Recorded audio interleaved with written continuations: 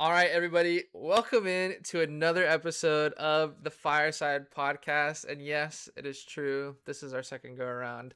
Uh, Second time. Second time. Hey, it'll be the best time because we were able to fix some graphical mistakes.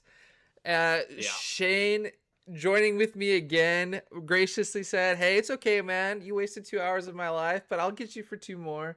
So Shane, thank you once again for coming on to the show. For those of you unaware, Dude, Shane is Mjolnir's head of coach, course. and he'll be a great guest. I know so a couple housekeeping things. The forms went out if you want to be a guest on the show. The reason why I asked for Chems is because the show would be real awkward if it just looked like I was talking to some inanimate voice. Should I cover my? Yeah. This is what it would look like. um.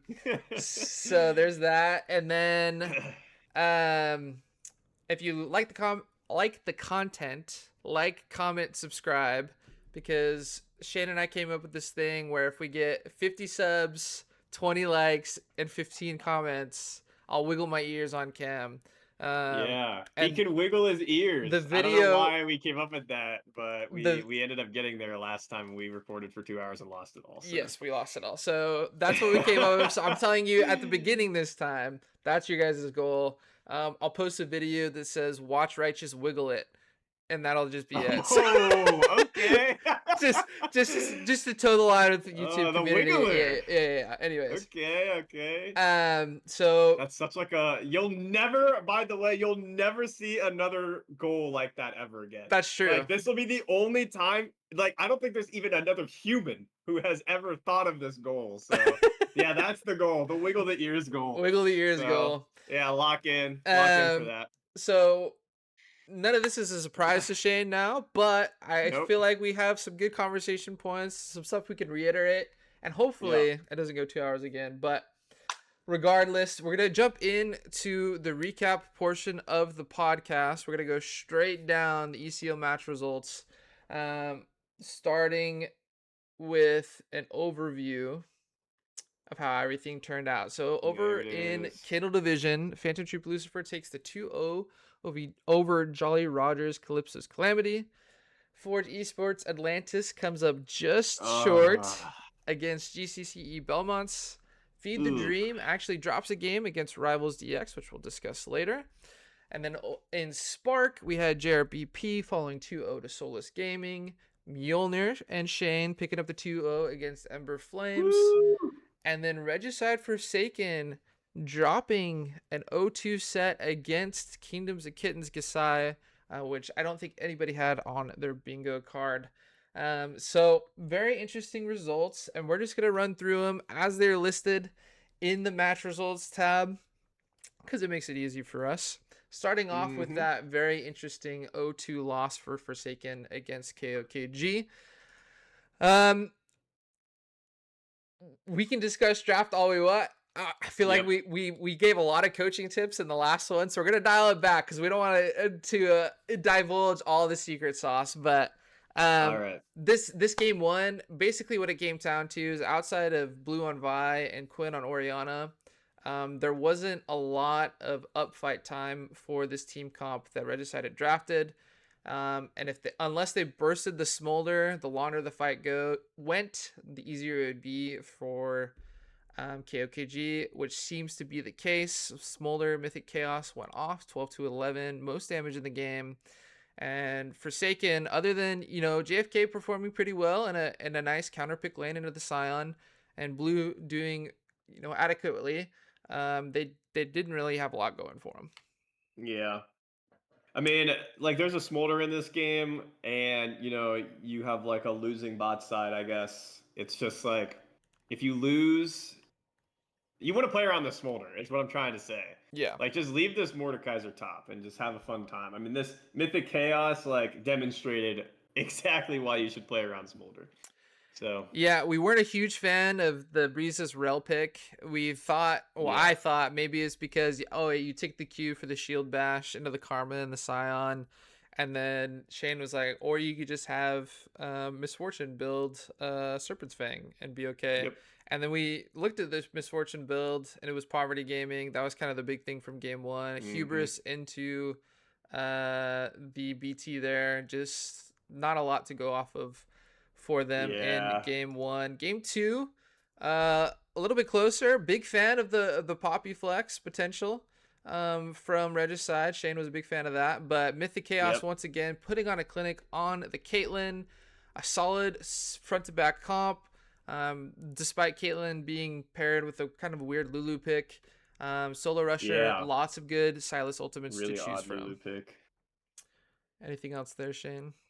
Yeah, I said this in our 2 hour session we lost, but I'll say it again. I hate this guy's Sejuani build. Like, please just Yes. build like Zeke's or Protoplasm. And there's Or another both. player who did this, and I was really happy to see that. Also, really bold of Mythic Chaos to not go cleanse at all here. True. Um, yeah, but I mean, it's just tough, man. I mean, you got Braum down here into a poke lane, so it's Yeah. kind of tough. I think it was because But Red Face Beast got him with that Mikhail's.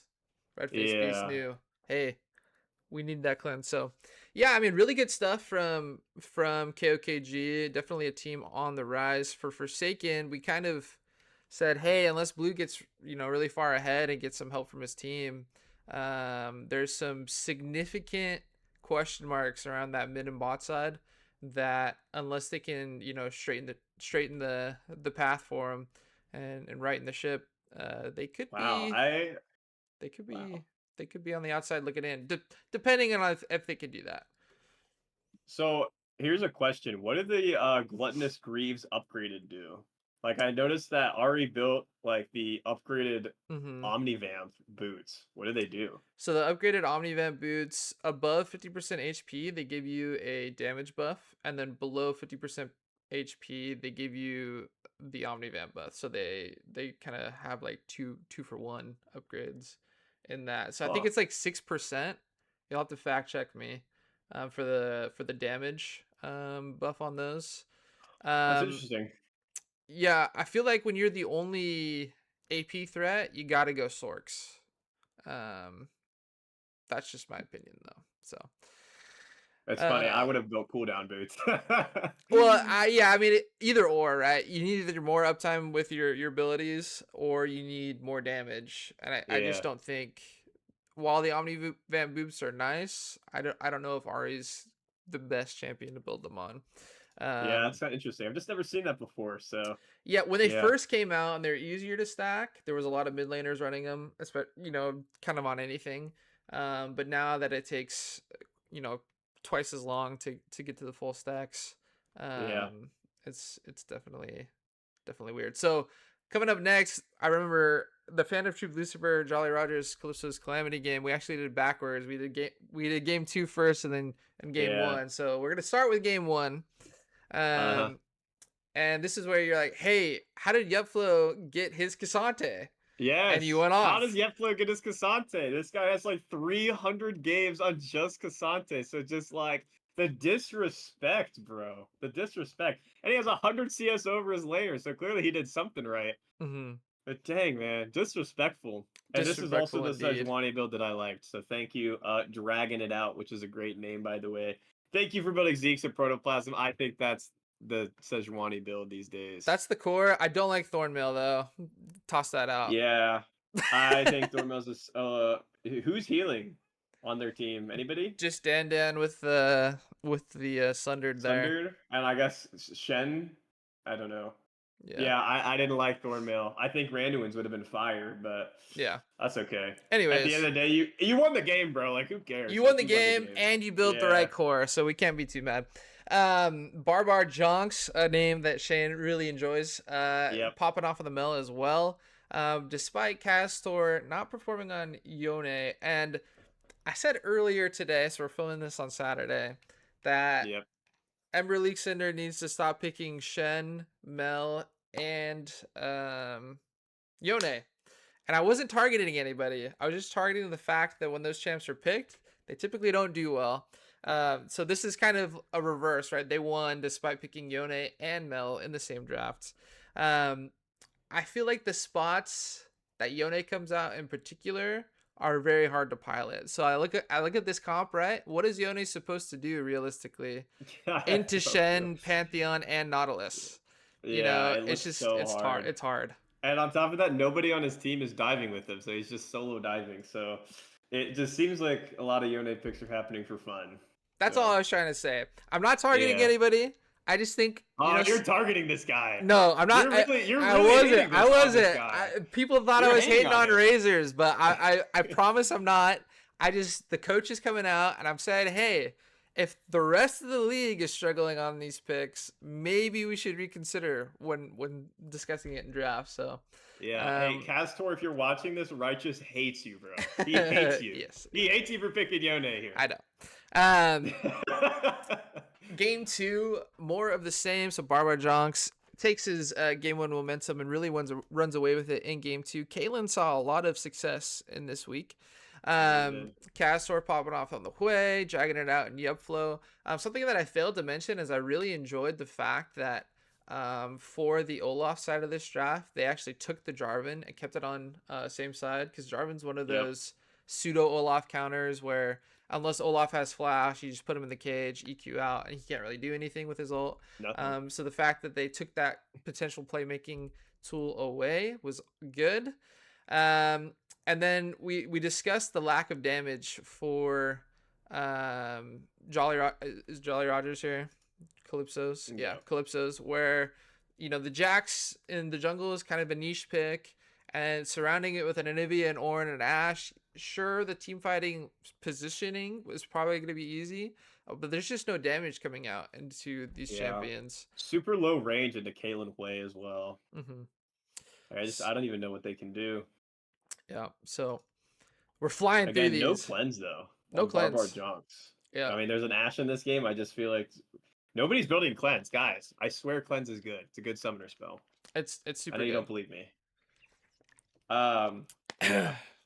I liked the Anivia though, because like even though the Jarvan's gone, you get some terrain generation. So I liked the Anivia pick, but yeah, again, unfortunately, wasn't enough. I mean, it's way into Anivia, bro. Like it's too hard. Yeah. SG taking the 2-0 over Calypso's sister team, Black Pearl. And SG is a team much like KOKG, on the rise, in our opinion. So this was, get your soundboard ready here, Shane. This was the bonkening. This is the bonkening. There you go. Yeah. So 9-0 on this Trundle, bro. Jake popping off on the Trundle, his first week in Cinder League action. Lucifer bringing out the Irelia and finding some success on that.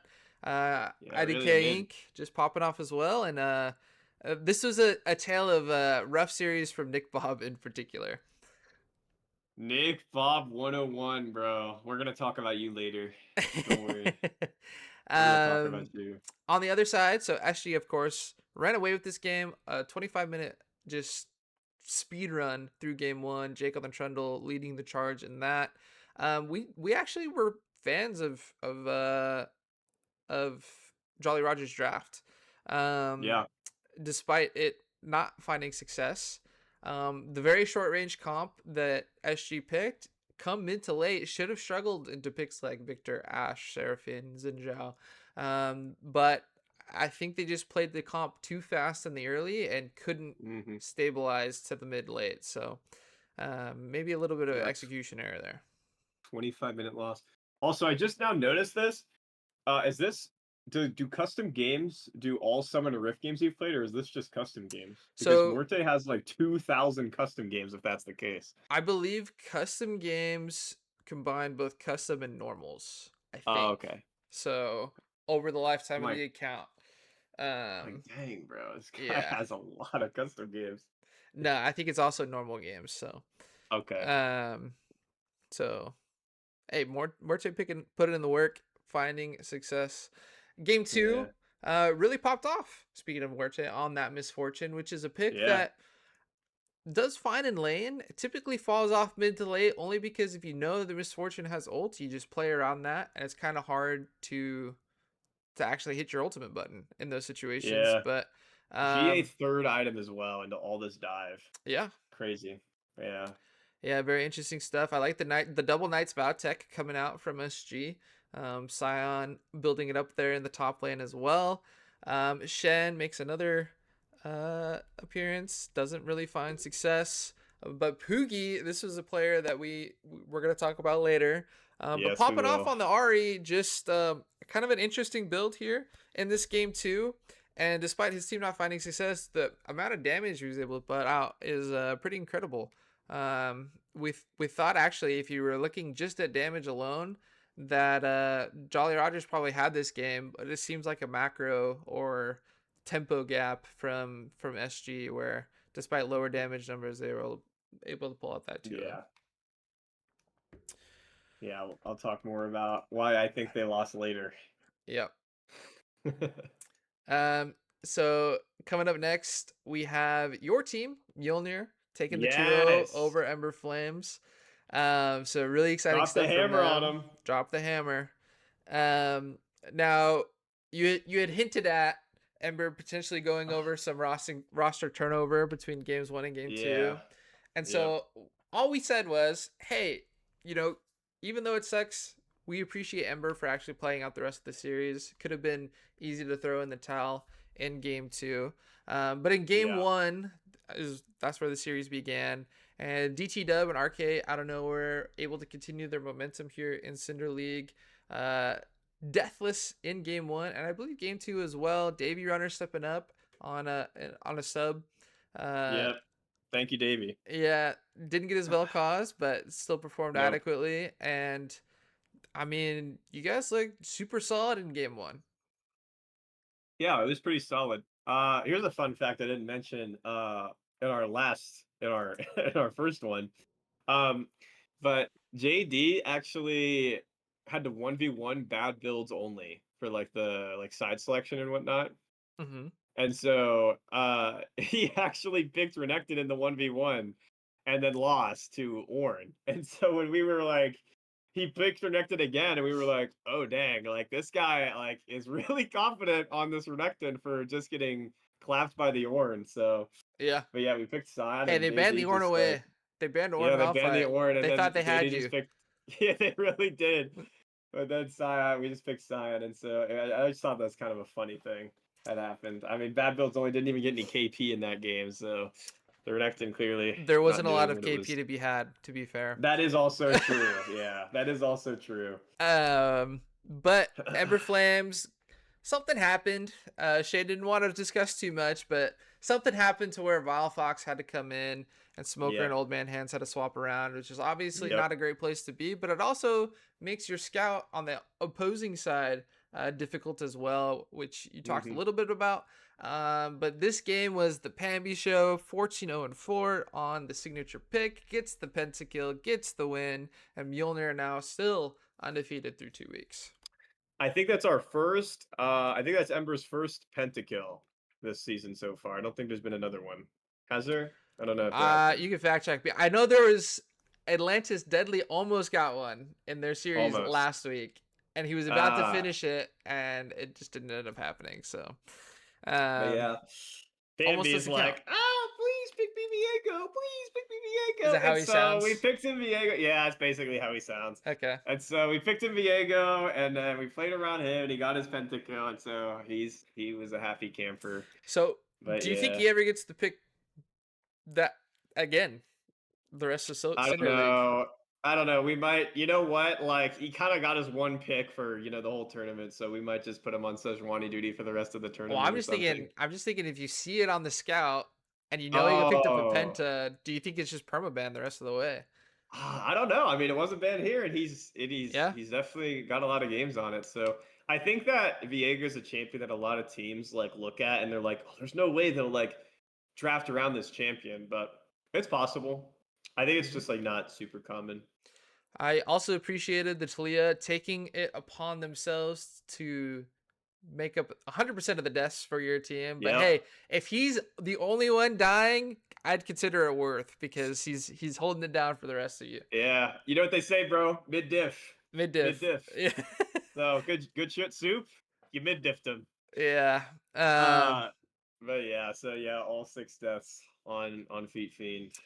And Which his then name now is Pot of Greed, if anybody's yeah. confused. Correct. And then we talked a little bit about Nubian King's Action coming out again. So this is Hmm. 2 weeks in a row. You enjoyed the pick because obviously it's very unique. It presented a Cool. unique challenge for DT Dub and RKO there with the Zyra pairing, but unfortunately didn't have too much success. Do you feel like that's a Nope. pick that can't really excel in bot lane unless there's certain circumstances that need to be hit? Because I just feel like part of the reason why Akshan excels in solo lanes is you get access to more levels, right? You're not sharing experience. Um, Yeah. in the shared XP role, yeah, you get bonus gold from the ADC quest, so you might be able to pick up your item spikes faster. But I feel like he loses a lot of that dueling potential because you're going to be under leveled in those 1v1 situations. Yeah. I feel like Action as a champion is like a very like strong lane bully, so I think it can succeed in bot lane, but I think there's better picks like Caitlyn Mm-hmm. or like, Tristana maybe or Misfortune, stuff like or Draven or Samira. Like any of those champions I think would just perform better than Action AD just because, you have the closer walls in mid to go off of. You have the opportunity to join more skirmishes faster, Mm-hmm. opportunity to roam on Action, which you don't really get in bot lane. So Mm-hmm. there's lots of reasons why like I don't think it's like super good bot lane, but at the end of the day, like if you're good at a champion, you can play it anywhere. That's true. So um it definitely put on a lot of pressure in the lane, but we had like Ezreal and then my Nautilus was just like sitting around doing nothing, which is probably what it should have done. Yeah. So I mean, yeah, I mean, it just kind of worked out. The boys played and respected the action because they know that Nubian King can probably kill him if they're not careful. Yeah, I feel like the auction and bot lane is like discount Twitch, where you can like go invisible and roam mid. Yeah. You could do the same thing. I just feel like Twitch probably does it better. It has an easier team fight navigation as well. Um, as my guest, very tired because he put in so much effort. Our Yeah. last This is our second recording. time, Well, I man. will say, so last time it took us almost an hour to do the recap between all Yeah. the games. So this time we're flying through. We're streamlining this for our viewers, because Yeah. You guys otherwise you'll won't just hear us hear us yap. yap. Yeah, Yeah. We were yapping. We were definitely yapping. we were But it was definitely fun. yapping. It was fun. Yeah, it was Yeah. crazy. Like Shane was talking about the games. He like took his shirt off and was putting it around his head. Like Oh, you guys should Mjolnir's have the been there. best. No, I'm just You kidding. guys should have been there. Yeah. But, Right just wanted me to make it a little more professional. So the Yeah, yeah, yeah, shirt is staying on this time. yeah, yeah. So, but it may come off if they win another 2-0 game this upcoming week. So we'll see. We'll see. So Yeah. another unexpected result. We thought Feed the Dream was going to pick up a 2-0 over Rivals, who has struggled much like Ember Flames with their roster. Mm-hmm. No fault of their own, of course. Some rank outs, some drops, whatever. But they actually picked up a Things happen. game in this one, which shows signs of improvement. For those of you unaware, Sauce, my boy Sauce, making his competitive debut in Aussie. Jungle. He was my support for Rivals League. We won Oh the my finals over God. there. So he's won. He's won at Emerald 3 average level. So I mean, who knows? Maybe they're on the up and up, but we'll break this down for you. Game 1, Downfall busting out the Gnar, having tremendous success on that Yeah. pick. Lily getting involved as well. Ballistic Demon doing some good Senna things, which is rising priority in this patch meta.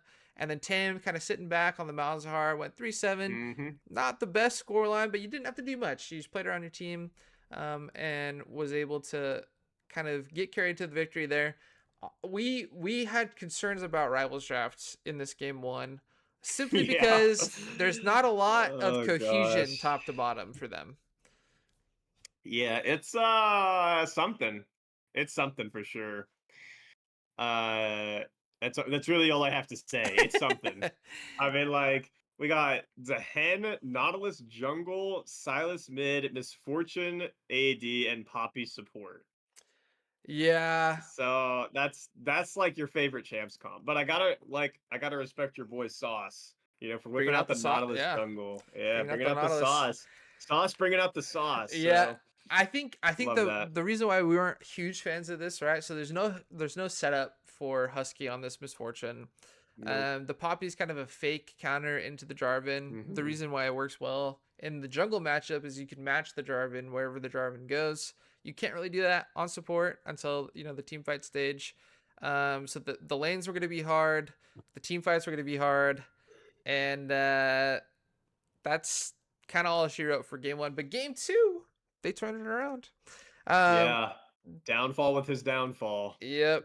So you were a huge fan of Mossman, bringing up the Garen Yes. here as a Hmm. connoisseur of Garen Oh, top. I am Uh, quite a Garen connoisseur. Tell me a little bit about the matchup and why it's so hard for Jax to win in this 1v1 in the top Okay. lane.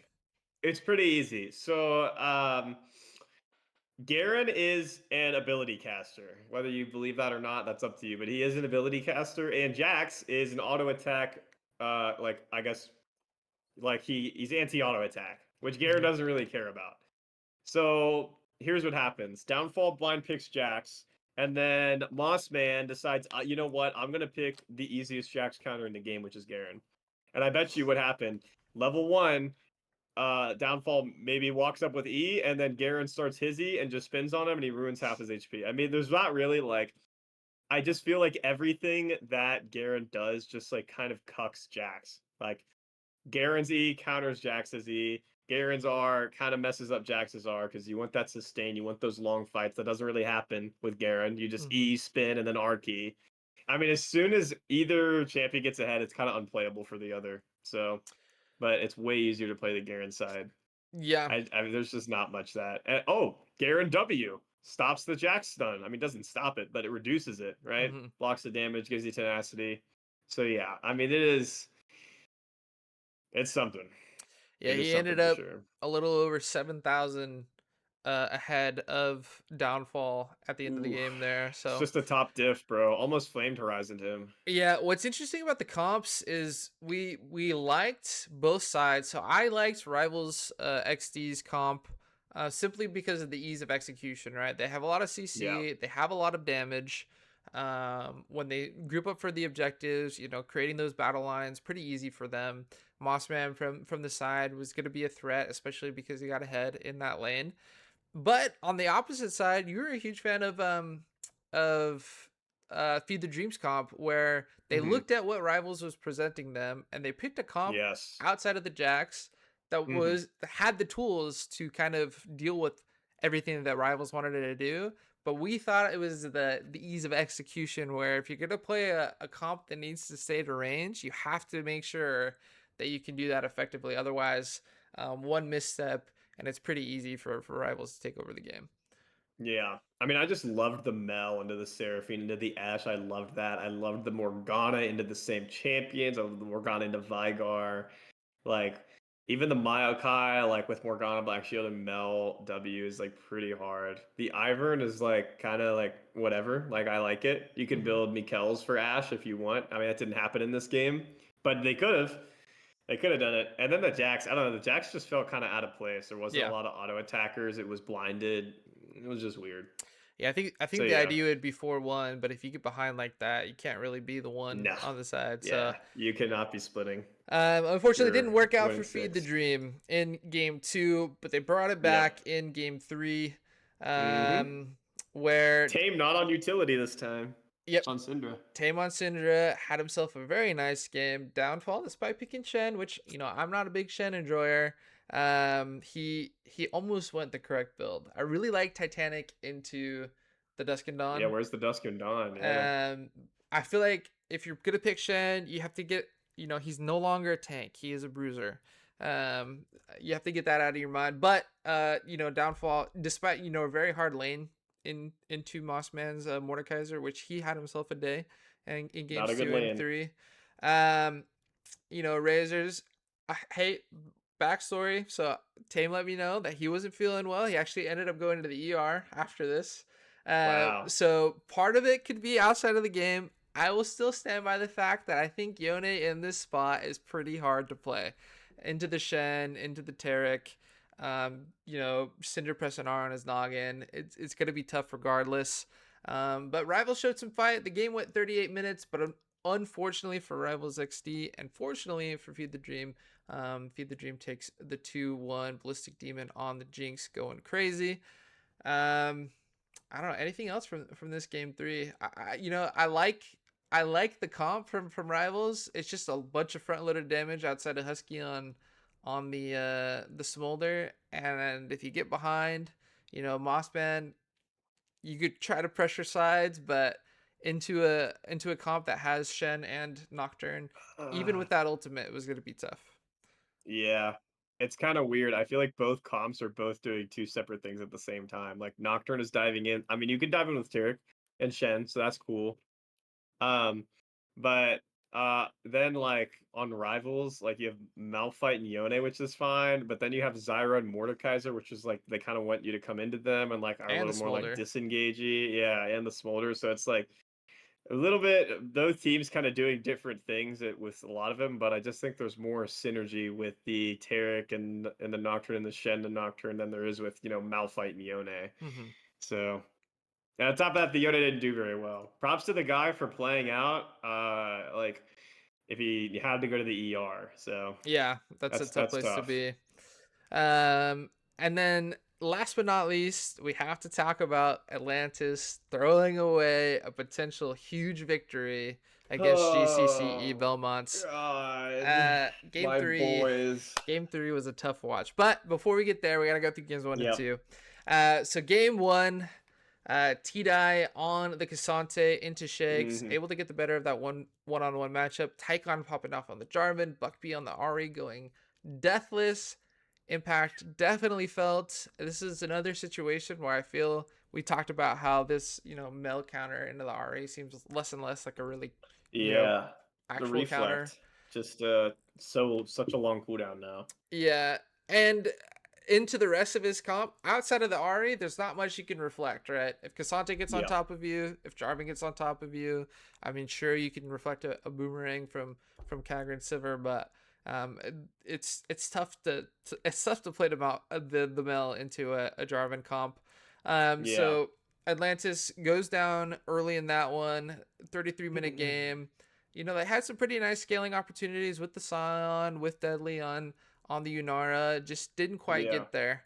And it was all GCC in game one. And so if you just stopped at game one, you'd be like, oh, it should be a GCC sweep. But game two, Atlantis came roaring back.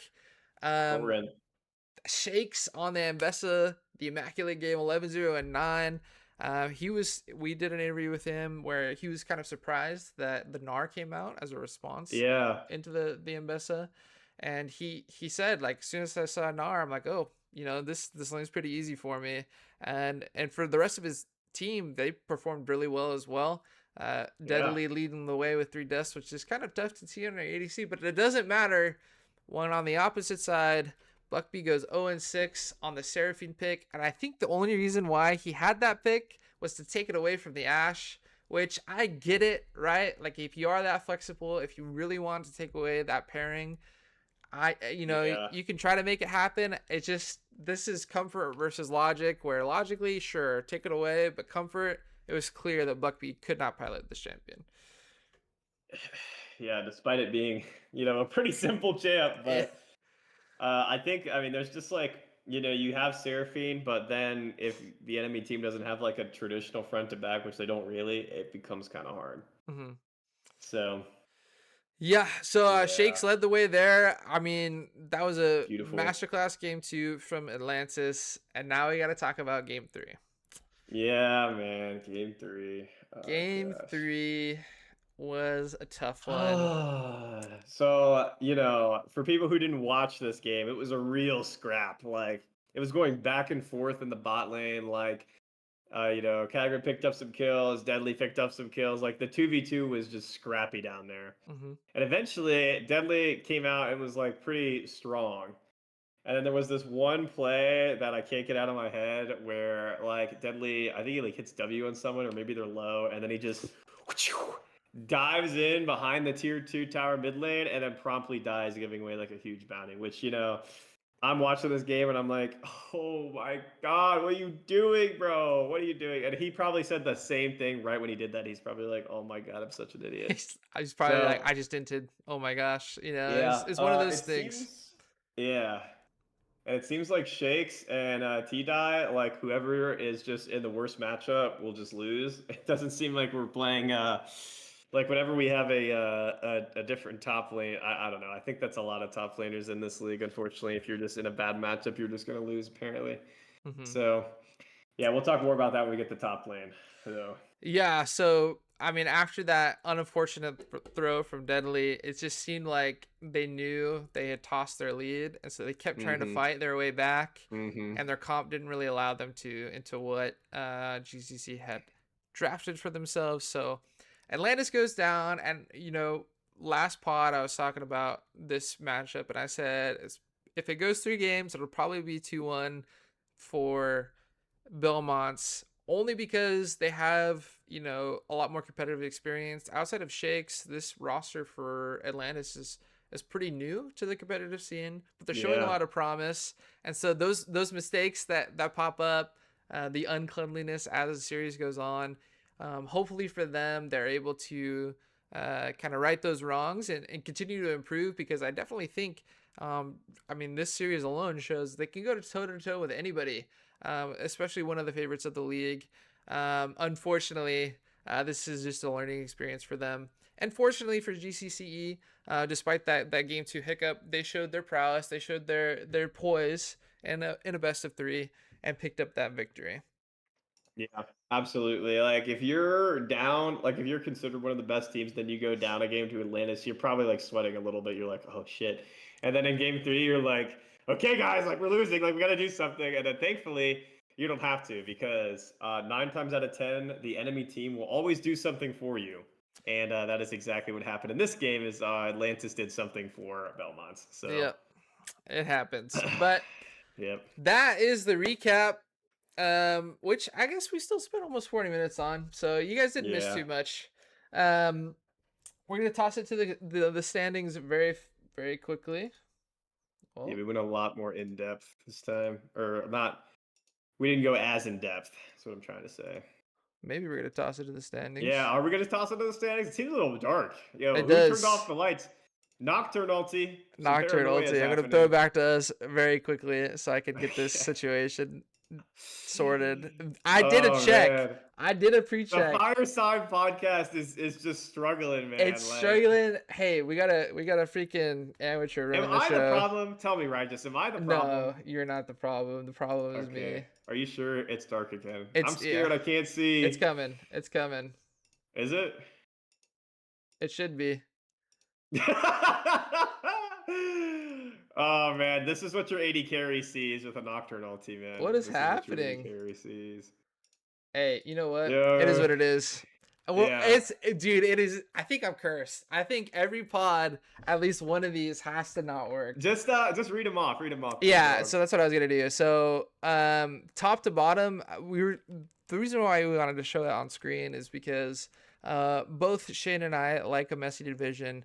So Yes. despite 4 teams being 2-0, Sloppiness. when divisions are tightly contested, it leads to every game mattering, and it puts a lot of weight on the shoulders of these players. So Mm-hmm. for the Kindle division, Fan of True Lucifer, undefeated so far, 4-0 game record, number 1, GCCE Belmonts at number 2, 4G Sports Atlantis and Feed the Dream, 3-4, the difference of 1 game between those two, and then Rivals DX and Jolly Rogers Calypso's Calamity 5-6, where Rivals does have that 1 game over last place JRCC. And then in the Spark division, Mjolnir on top, undefeated so Yes, far. Mjolnir's on top. Say that one more time, Mjolnir Righteous. on top, drop the Mjolnir hammer. on top, baby. That's what we're talking about. Solus Gaming at number 2, 1 Mm-hmm. loss to their name. Kingdoms of Kittens Gasai and Regicide Forsaken at 3-4. Kingdoms of Kittens obviously holding that game, the head-to-head record, and a 1 game advantage over Regicide. Ember Flames and Jolly Rogers Black Pearl both tied for last, Mm-hmm. winless so far. So I mean, there's plenty of room for these teams to rise up the rankings in their individual standings, specifically because outside of those 4 undefeated teams, there's if you look at the tape, there's definitely some weaknesses in a lot of these squads. 100%.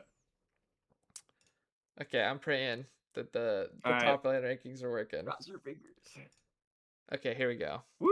Okay, top 8 power rankings. All right, this was my domain. This one is, yes. So for those of you unaware, Shane is a Masters top lane player, so he knows his stuff when it comes to top, and so he does have opinions on these Oh yeah. rankings. But just like last time, we're gonna go bottom to top. So at number Mm-hmm. 12, we split up Bad Builds Only and Vile Fox on Ember Flames. It was a weird week for Ember Flames, and unfortunately, it was felt in these power rankings. I'm sorry, there's not a lot I could do. I don't make them, I just make the rules. Number 11, Igbob 101, JRBP. 11, Binzi from JRCC. 9, Ratsu from Kingdoms of Kitten Kasai. 8, Downfall from Feed the Dream. And 7, Mossman 3432 from Rivals DX. The 7, 8, 9 spot we talked a little bit about last time, where Downfall looked really good on the Gnar, but then in games 2 and 3, felt the brunt of Mossman's counter picks. And then Yep. Ratu, though he plays his style very well for what Kingdom of Kittens Gasai needs, when you're weak side Williaming and you're not really building any incredible leads or finding a lot of kills, it's just not going to lend you to rising up these power rankings. So 7, 8, 9, you could have maybe changed the order, but they seem pretty solidly on that side. Yeah. 100%. So I would say personally, I'm gonna argue with you here. Yep. So I'm gonna say that Vile Fox and Bad Builds Only, I would put them at Yes. 11, Yeah, you and told then me I this. put Yep. Nick Bob 101 in 12th because, well, first of all, my boy Nick Bob, brother, and like, first of all, that's like just I don't know. I just think it's like a funny name. It's like a brand name, like Nick Nick Bob. I Bob. don't know. And there's a lot of good names in this league. But my boy Nick Bob, man, like, so look, man, you're playing TK into Ornn, you don't perform, and then you have Shen into Scion, which is like, fine, whatever, but you don't perform there either. So it's like, okay, when are we gonna perform, man?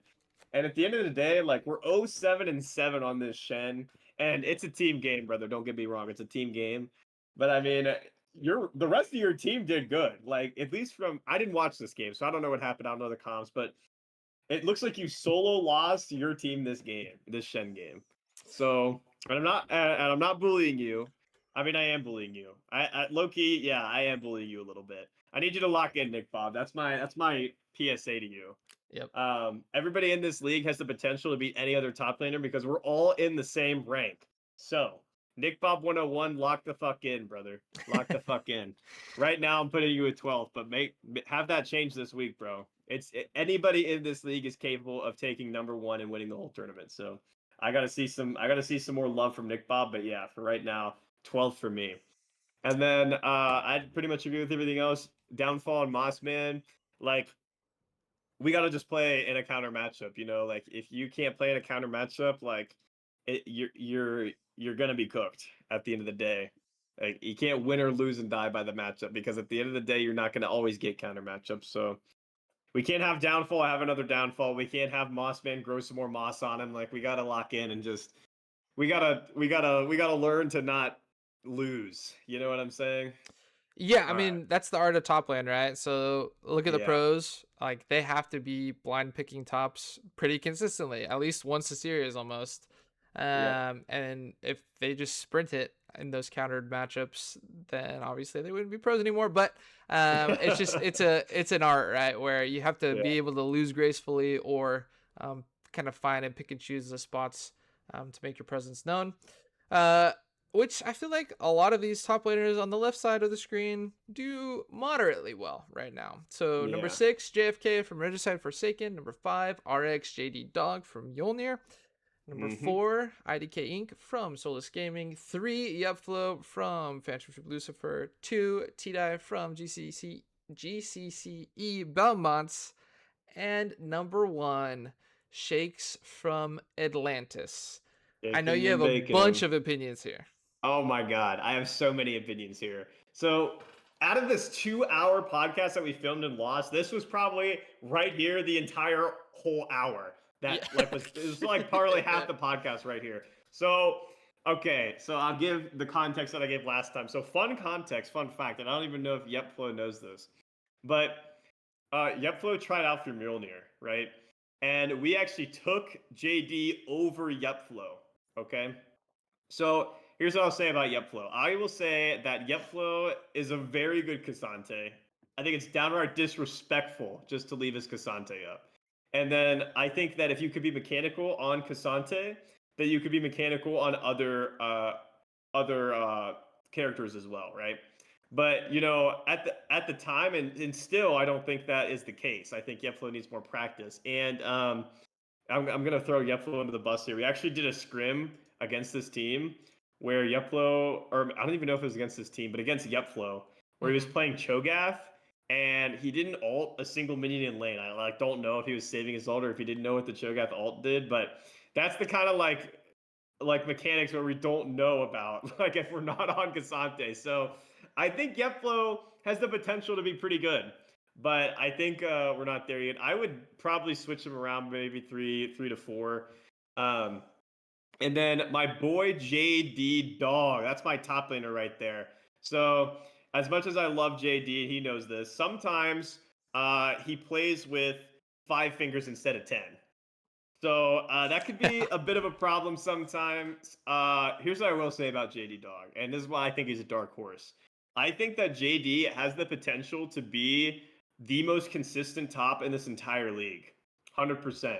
I think his mechanics, and he'll even tell you, his mechanics are he needs a little work on his mechanics. But as far as like knowing when to go in, like knowing where to be, like just keeping a consistent score line, like I think JD is very good at that. And so that's why like he's a dark horse. I'd probably keep him at 5 for now because he's got a lot of work to do. But yeah, definitely at 5. And then Shakes and T-Die, like honestly, just coin flip and then see whatever one goes on top because like clearly either of these guys, I mean, it's kind of like the Mossman and Downfall situation. Like it's like what I'm seeing here is like, okay, we're in a good matchup, we win the good matchup. We're in a bad matchup, we lose the bad matchup. So it's like, okay, when are we gonna just these your performance cannot be decided based on the champion that you're playing against all the time. You know what I mean? Like it just can't be that way. So honestly, like flip a coin, see which one is there, and then they take first. Yeah. Yeah, the other guys, Solus Gaming obviously is 2-0 right now, so I'm excited to see more from I don't know, Incorporated here. But His legal name, yeah. huh? His full legal Yeah. name. We're IDK. about the legal name on this guy. Yeah. Yeah. Yeah, I think at least for justification as to why you could call it bias, which probably is true, but Shakes over T-Die. T-Die had the opportunity to counterpick into the Mbessa and chose Gnar. Yeah. So, which I think that's like a game knowledge gap. So I mean, if you're gonna pick a weak champion into an opponent and do poorly, that's a bad reflection on you. And so while I think T-Die and Yepflow and all these guys are deserving of their top 6 right now, I definitely I agree with you, Shane, where I want to see a top laner separate themselves by being able to play bad matchups and doing well on them. Because if you're gonna be, weak side Williamed and you're picking Ornn or Cyan or something, the whole purpose of those champs is so you can get to the mid to late game, show up to team fights, and do your job. You can't do that if you're just sprinting the lane, right? So we'll have to see if a top can separate themselves. I don't know if I see that right now between anybody in the top 5, but they definitely have the potential to. So we'll have to see if one of them can step up. Yeah. Like I said, any of these people can take any spot. We're all in the same rank, so anybody can take anything. Yep. Yeah, just get better in the counter matchups. It's not that hard. Lock in, lock in. So top lane might be Shane's domain, but we're coming up into the jungle, which is mine, and it's not there. What is happening? It's not there. Nocturne ulted the jungle, bro. Nocturne ulted the jungle. Hold on. We're gonna You correct this on the and fly. No, we're gonna correct it on the fly. Okay, all right. This is what I see when I'm playing in a mobile AD carry and stop. Hey, you know what? It is what it is. Whoa! We're removing the whole thing. We're removing the whole thing. Hold on a minute. We're remaking it. Oh wow, just like that, it's back in there. Just Okay. like that. Just like that. Beautiful. What is Oh, happening? whoa, what'd you do? Hey, Bring it that's on back, bring it me. back. That's on me. That's on me. We're gonna throw. Um, Hi, bye. Back to the Jungle Power Rankings. okay, Jungle Power Rankings. All right. hey, hey, we're gonna get there eventually. It might take me all season, but eventually we will have one perfect podcast. All right. Um, You know that the quality, I think that's like part of the fun. You know what I mean? Like yeah, this is amateur. Everybody's doing this for free. you could bet This on is the it. You kind can of say free when are we gonna see the quality. first mess up from Righteous's podcast? That's what you could Yeah, you, yeah, you could yeah. make it a drinking game maybe. Number Oh yeah. 12, Old Man Hand / Smoker. Like I said before, it was a weird week for Ember Flames. I'm sorry. Number 11, Sauce from Rivals DX. Despite his best efforts, only had the 11th spot, but hey, bringing out the supports in the jungle is pretty fun to see. Number 10, King Vivi from JRPP. 9, GCC Dan from Jolly Rogers Calypso's Calamity. 8, Lily from Feed the Dream. And then 7, Blue from Regicide, Forsaken. Everyone was memeing that Blue would be number 12. That wasn't going to be the case. However, I come from a traditional sports background where power rankings are what have you done for me lately, and despite a very good performance in week 1 against an off-rolled Old Man Hands, and week Mm-hmm. 2, um, outside of that first game on Vi, didn't show me a whole lot, and I have concerns for this roster moving forward. It seems like unless Blue can just absolutely obliterate the opposing jungle and get some help from his teammates, that's kind of they pigeonholed their way to a win, and it's that, right? And I feel like that's not indicative of a good player or a good team where you can only win one way. So he falls from number 1 to number 7, but hey, I don't think Bottom half of the bracket off I 1 week. I don't think that's indicative of where he's gonna end up, but it was definitely a hard week for Regicide. Um, Yeah.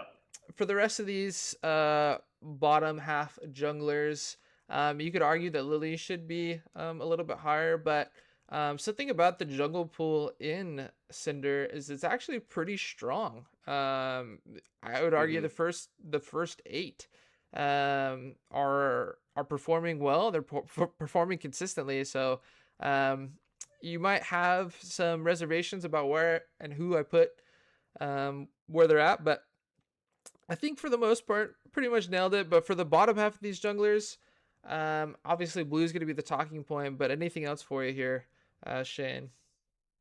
Yeah, I mean, first of all, like salute my boy Blue for being first and now seventh.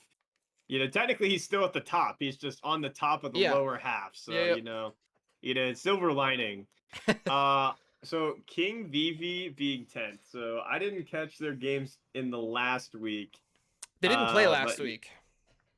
oh, they didn't play at all last week. Well, so Black Pearl obviously did, but I believe it was a different jungler. Let me fact check that while you're Okay. continuing to talk, but I'm Right. pretty sure it was somebody else. Okay. Well, dude. Okay. Hey, you I guys feel played so bad. against them. It was Lux Oh, Waves. Lux In Waves. that, Okay. it was Nick Bob and So Lux for Waves. King Vivi's first, performance, I actually think they did pretty dang well. I would not put him at 10th. I'd maybe like put him like 9 or 8. We need to see a little more. Okay, total one or two But like, spots, sure, dude. yeah, hey, that matters a lot. I mean, a Yeah, spot yeah, from yeah, 6th to 7th, that they're on the bottom half of the bracket. So it's like, yeah. True, true, true. so yeah, I'd put King Vivi up a little bit more. They performed pretty well, but like not to bully Nick Bob again, but like seriously, in these games, like the jungle and mid are like doing great or like fine, and then like my boy Nick Bob and like the bot lane did fine in the second game, but like my boy Nick Bob in that third, I'm gonna keep bullying Nick Bob on the Shen game. Nick Bob, It it's not comes from a place personal. of love. It comes from a place Yeah, of love. it comes from a place of love because I want to see you perform, bro. I want to see you work your way out of my 12th spot that I gave you. But like, if your top laner is 0-7 and your entire team is winning, or like close to basically, I mean, you have a 5-2 AD, you have a 1-3 mid with the most damage in the game. Like, is it a draft gap? I don't know, but like, King BD definitely performed, well enough to where I would give him a little bit of love. And then honestly, like I would probably keep everybody around the same. Blue, bro. Like, I just hate your Sejuani build. Like, 100% full stop. Like, I'm gonna bully you on that. So yeah, dude. Enjoy your seventh spot. Take it back, bro. Take back your first spot. Hey, But also Sauce, I'm looking forward to seeing what other crazy shit you can pull out in the jungle. I'm excited. But yeah, that's what I yeah, got. Sauce is my boy. Blue's my. Hey, everybody's my boy in Cinder. There's power rankings for a reason. What if there's a girl? My homeboys and my homegirl Oh, people. okay. What if they're non-binary? Uh, my home Zayzems. I don't know. I Okay, don't know, we're dude. very inclusive here on the I'm trying to come Fireside up. I'm podcast. trying to come up off the cuff. I don't know, but Yeah, hey, yeah, yeah. all I'm trying to say is that the power rankings are not a reflection of who you are as a person or what you think No. or what we think you could become. The only reason why Nick Bob's feeling the brunt of Shane's wrath here is only because Shane thinks he can maybe contribute a little bit more than he is right now. Which is, I 100%. mean, if you're not playing to improve, especially at an IBSG level, it'd be different if you're Faker or like Inspired or some of these pros that like are the upper echelon of League of Legends. Like Yeah. everybody from Shane, I down to the Iron Lows, like we're always trying to improve, and so keep that mentality, and eventually it will be reflected on the power rankings. Mm-hmm. Number 6, Tactical Nuke X from 4G Sports Atlantis. Dragging Mm-hmm. it out brings up the number 5 spot for Fendership Great name. Lucifer. Therocles from KOKG at 4. Tycon from GCCU Belmonts at 3. Jake from Jake from Solus Gaming at 2. And RTG Pamby, number 1 for your own Mjolnir team. Heck yeah. Okay, so before we get into this, were you about to say Jake from State Farm when you said that? Yeah, I mean, that's how old I am. I remember the Jake from State Farm commercials. What are you wearing, Jake from State State Farm? Farm, khakis. Khakis. Yeah. So we're a little old. It is what it is. Okay. So tactical nuke, brother. Like, I don't know. I mean, like, so first of all, tactical nuke has like immense aura because this man first picked Ivern in his game, True. which blew my mind away because I would never first pick Ivern personally, but that's a lot of aura, so I like that. We've played against him a few times and he's pretty good. So I mean, like you said, the jungle like pool is like really tight. Like there's a lot of good junglers here who like know what they're doing. So it's really hard to like really put too many people and move them around.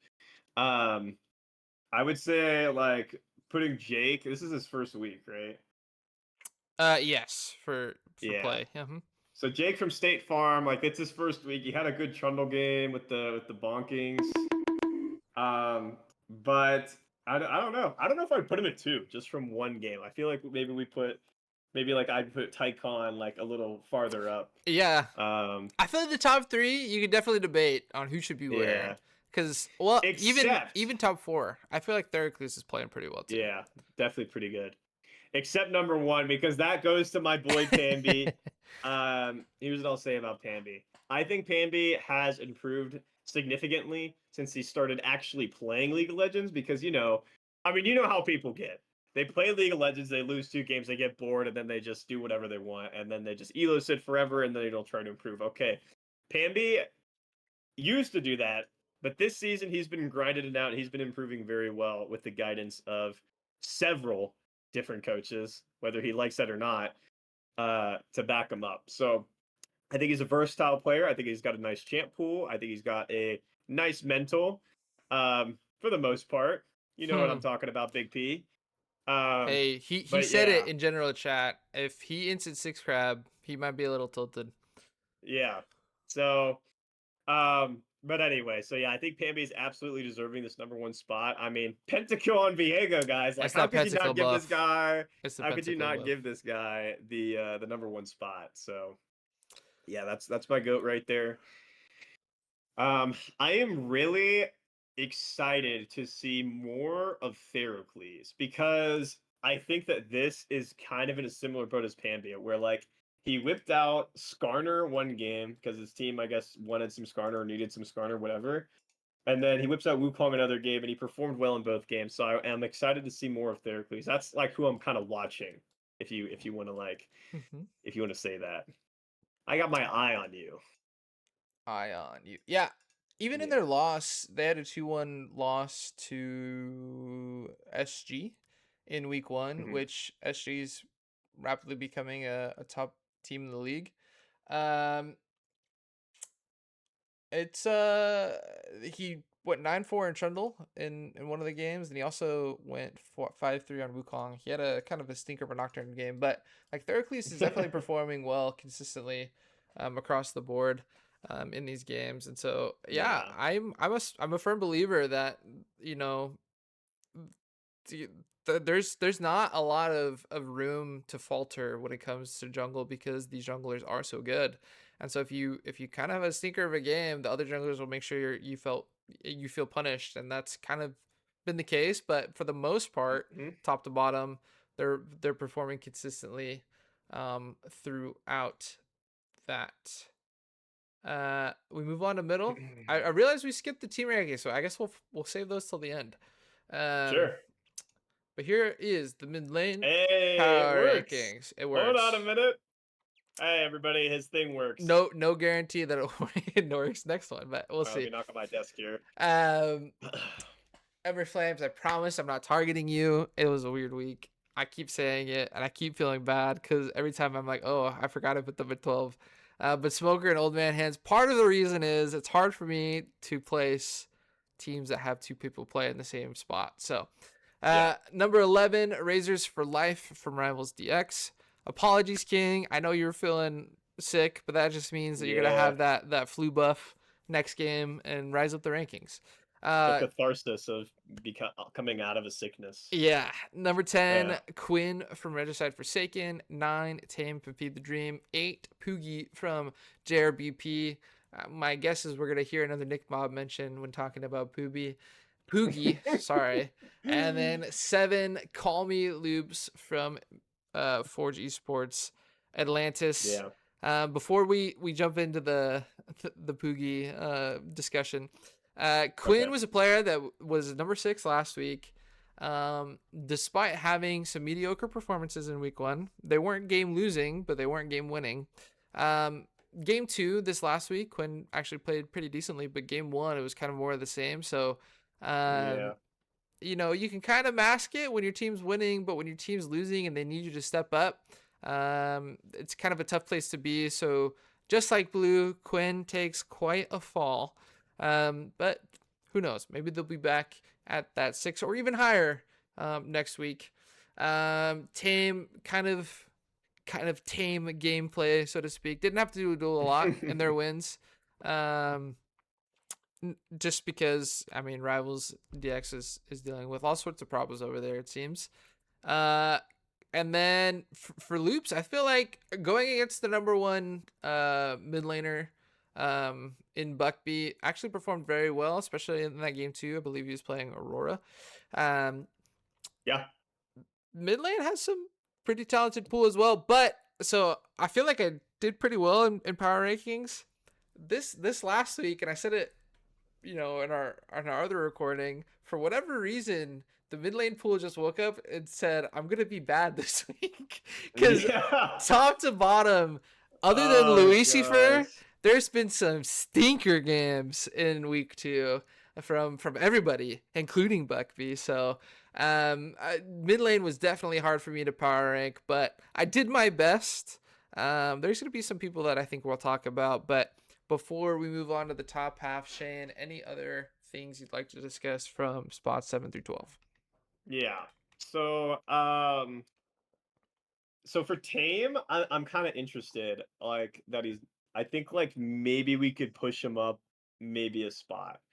I think that Tame like has the ability to maybe play a little more than he's letting on because, we saw that Cinder game, bro. Like we know what you're capable of. We've seen you. Um, but like I don't know, it's just like a little inconsistent. So maybe you could like stay near the same or like around the same, but like keep your eye on Tame. And then Poogie, bro. Okay, so this Popped won't off on break the it. Ari.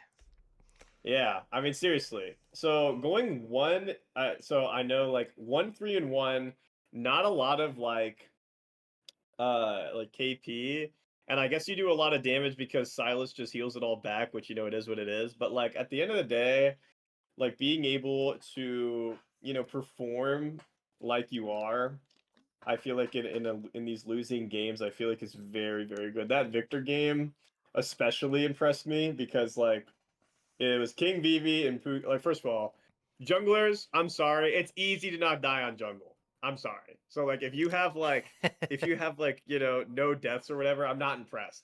I'm impressed when your entire team is losing and then you maintain an even KD and do the most damage on your team.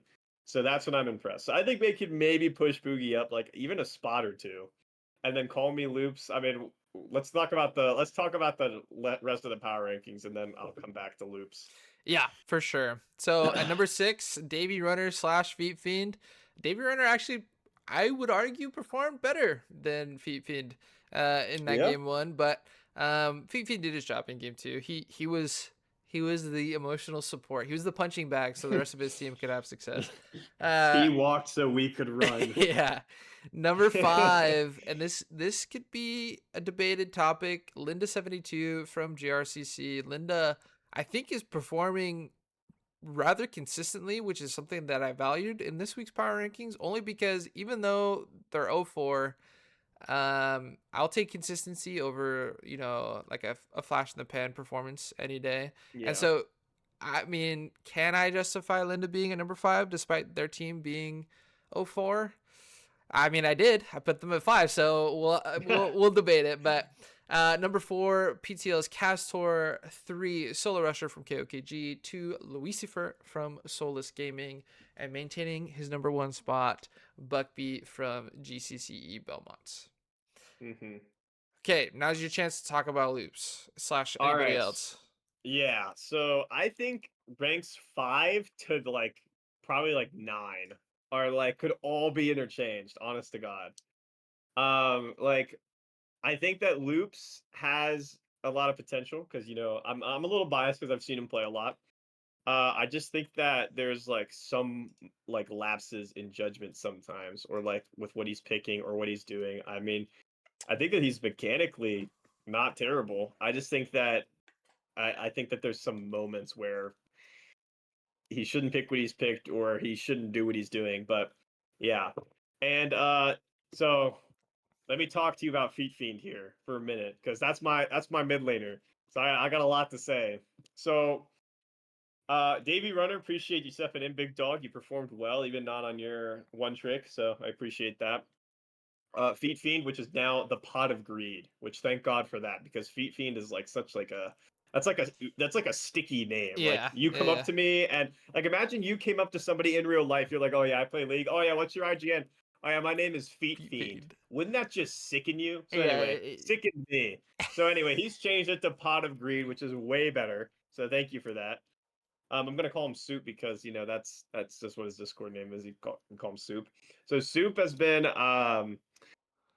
he's been working on it his best, but I mean, dude, he's got to lock in. He's got to lock in. He's just not there yet. Um, having all the team's deaths in the second game is just like a hilarious like meme, but like it also just represents him as a player. Like this guy, when he gets behind, he gets behind. But when he gets ahead, he gets ahead. So trust me, guys, I'm gonna transform this guy to always get ahead, and then he's going to shit on everybody. So that's my call out to you guys. And then that's also I'd like to put my dark horse for Feed Fiend there. Because Okay, I think he's got a lot of potential, but I for think sure. that he's potentially throwing more than he's gaining. So Not yeah, potentially, it also definitely is. yeah, I like the Anivia pick from Linda in that game where Yepflo picked Olaf. Mm-hmm. What I don't like is that it was into Hui, and I don't know exactly what order that was picked in, but that just makes it tough. That's a tough lane. Yeah. So, solo rusher seems interesting. I don't know how versatile he's going to be with. I don't know if he can like play something else. I don't know if he can like play Malahar like Tame can play. Okay. So, yeah, I like solo rusher, but I got to see more from him. Buckby, like you said, he had a stinker of a game on Yeah. Seraphine. That was a very stinky game. Yep. So yeah, I could probably like the top four, like put him wherever, bro. Honestly, but Lucifer, great name by the way, love that name. I think I'd put Lucifer higher than Buckby at least for So this week. yeah, what's interesting is I feel like despite Buckby's game two performance, I couldn't really justify knocking him down. And Lucifer, while he's performed pretty well on these melee mids, Yeah. in week one, and this might just be Jake stepping in and maybe unlocking part of his play.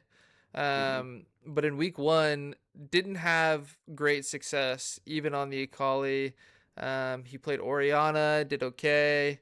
He was kind of like middling on the Silas, so maybe Solo Rusher has a case like, hey, I played this guy and I performed better than him, so maybe I should be number two. Yeah. But I don't know. Like I said, mid lane was definitely the hardest for myself to rank, and I'd love to hear you guys' thoughts. So definitely leave me some comments. Um, but yeah, I mean, you can order them however you want. I just feel like at least 1 through 5, they've shown pretty consistent performances, even though those sometimes come in losses.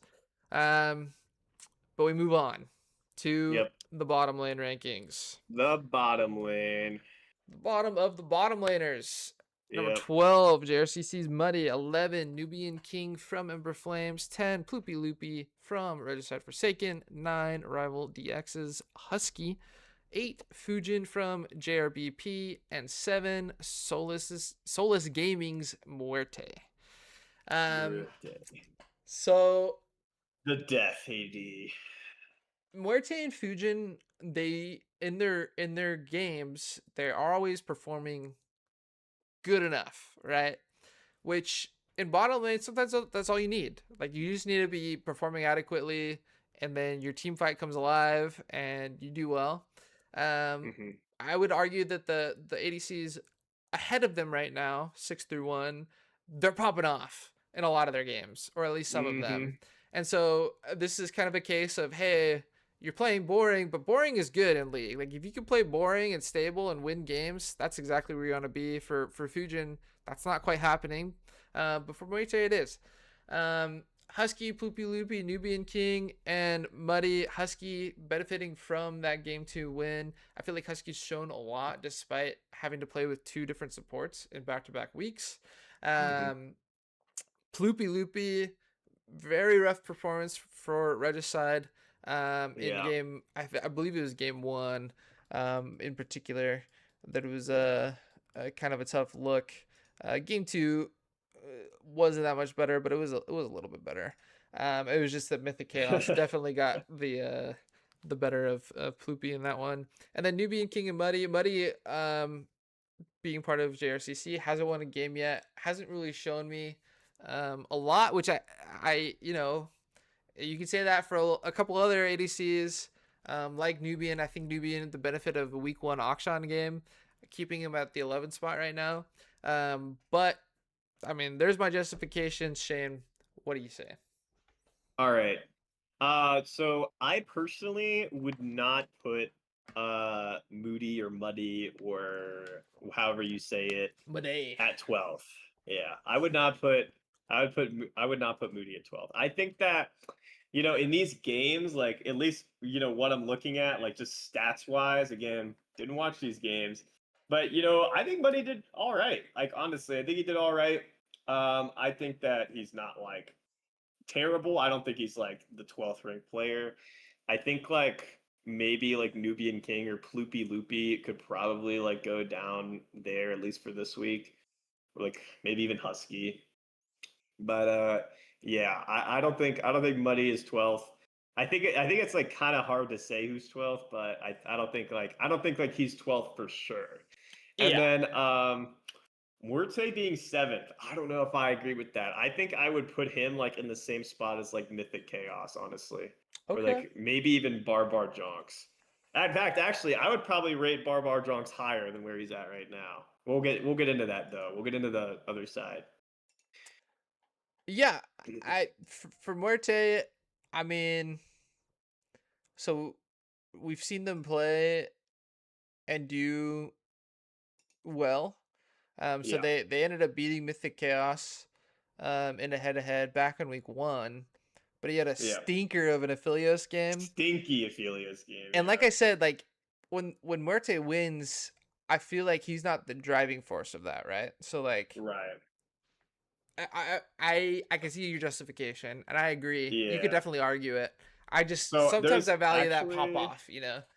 yeah, no, 100%. There's actually like one reason I'd rate him higher than like, okay, dude, I love this Guardian Angel buy. I just love this Guardian Yeah, Angel buy in this Misfortune game. Like, buying this Guardian Angel, it like that's very disciplined of you, I must say. Because I feel like every other AD would say, "Yeah, I'm just gonna buy GA for my sixth item." But you're like, okay, like this game's not gonna last that long. Like I think like their team's like really diving in, and like my team's diving past me, so I'm not gonna have anybody with me, and so I'm gonna build GA, bro. Love that. I love that you built GA.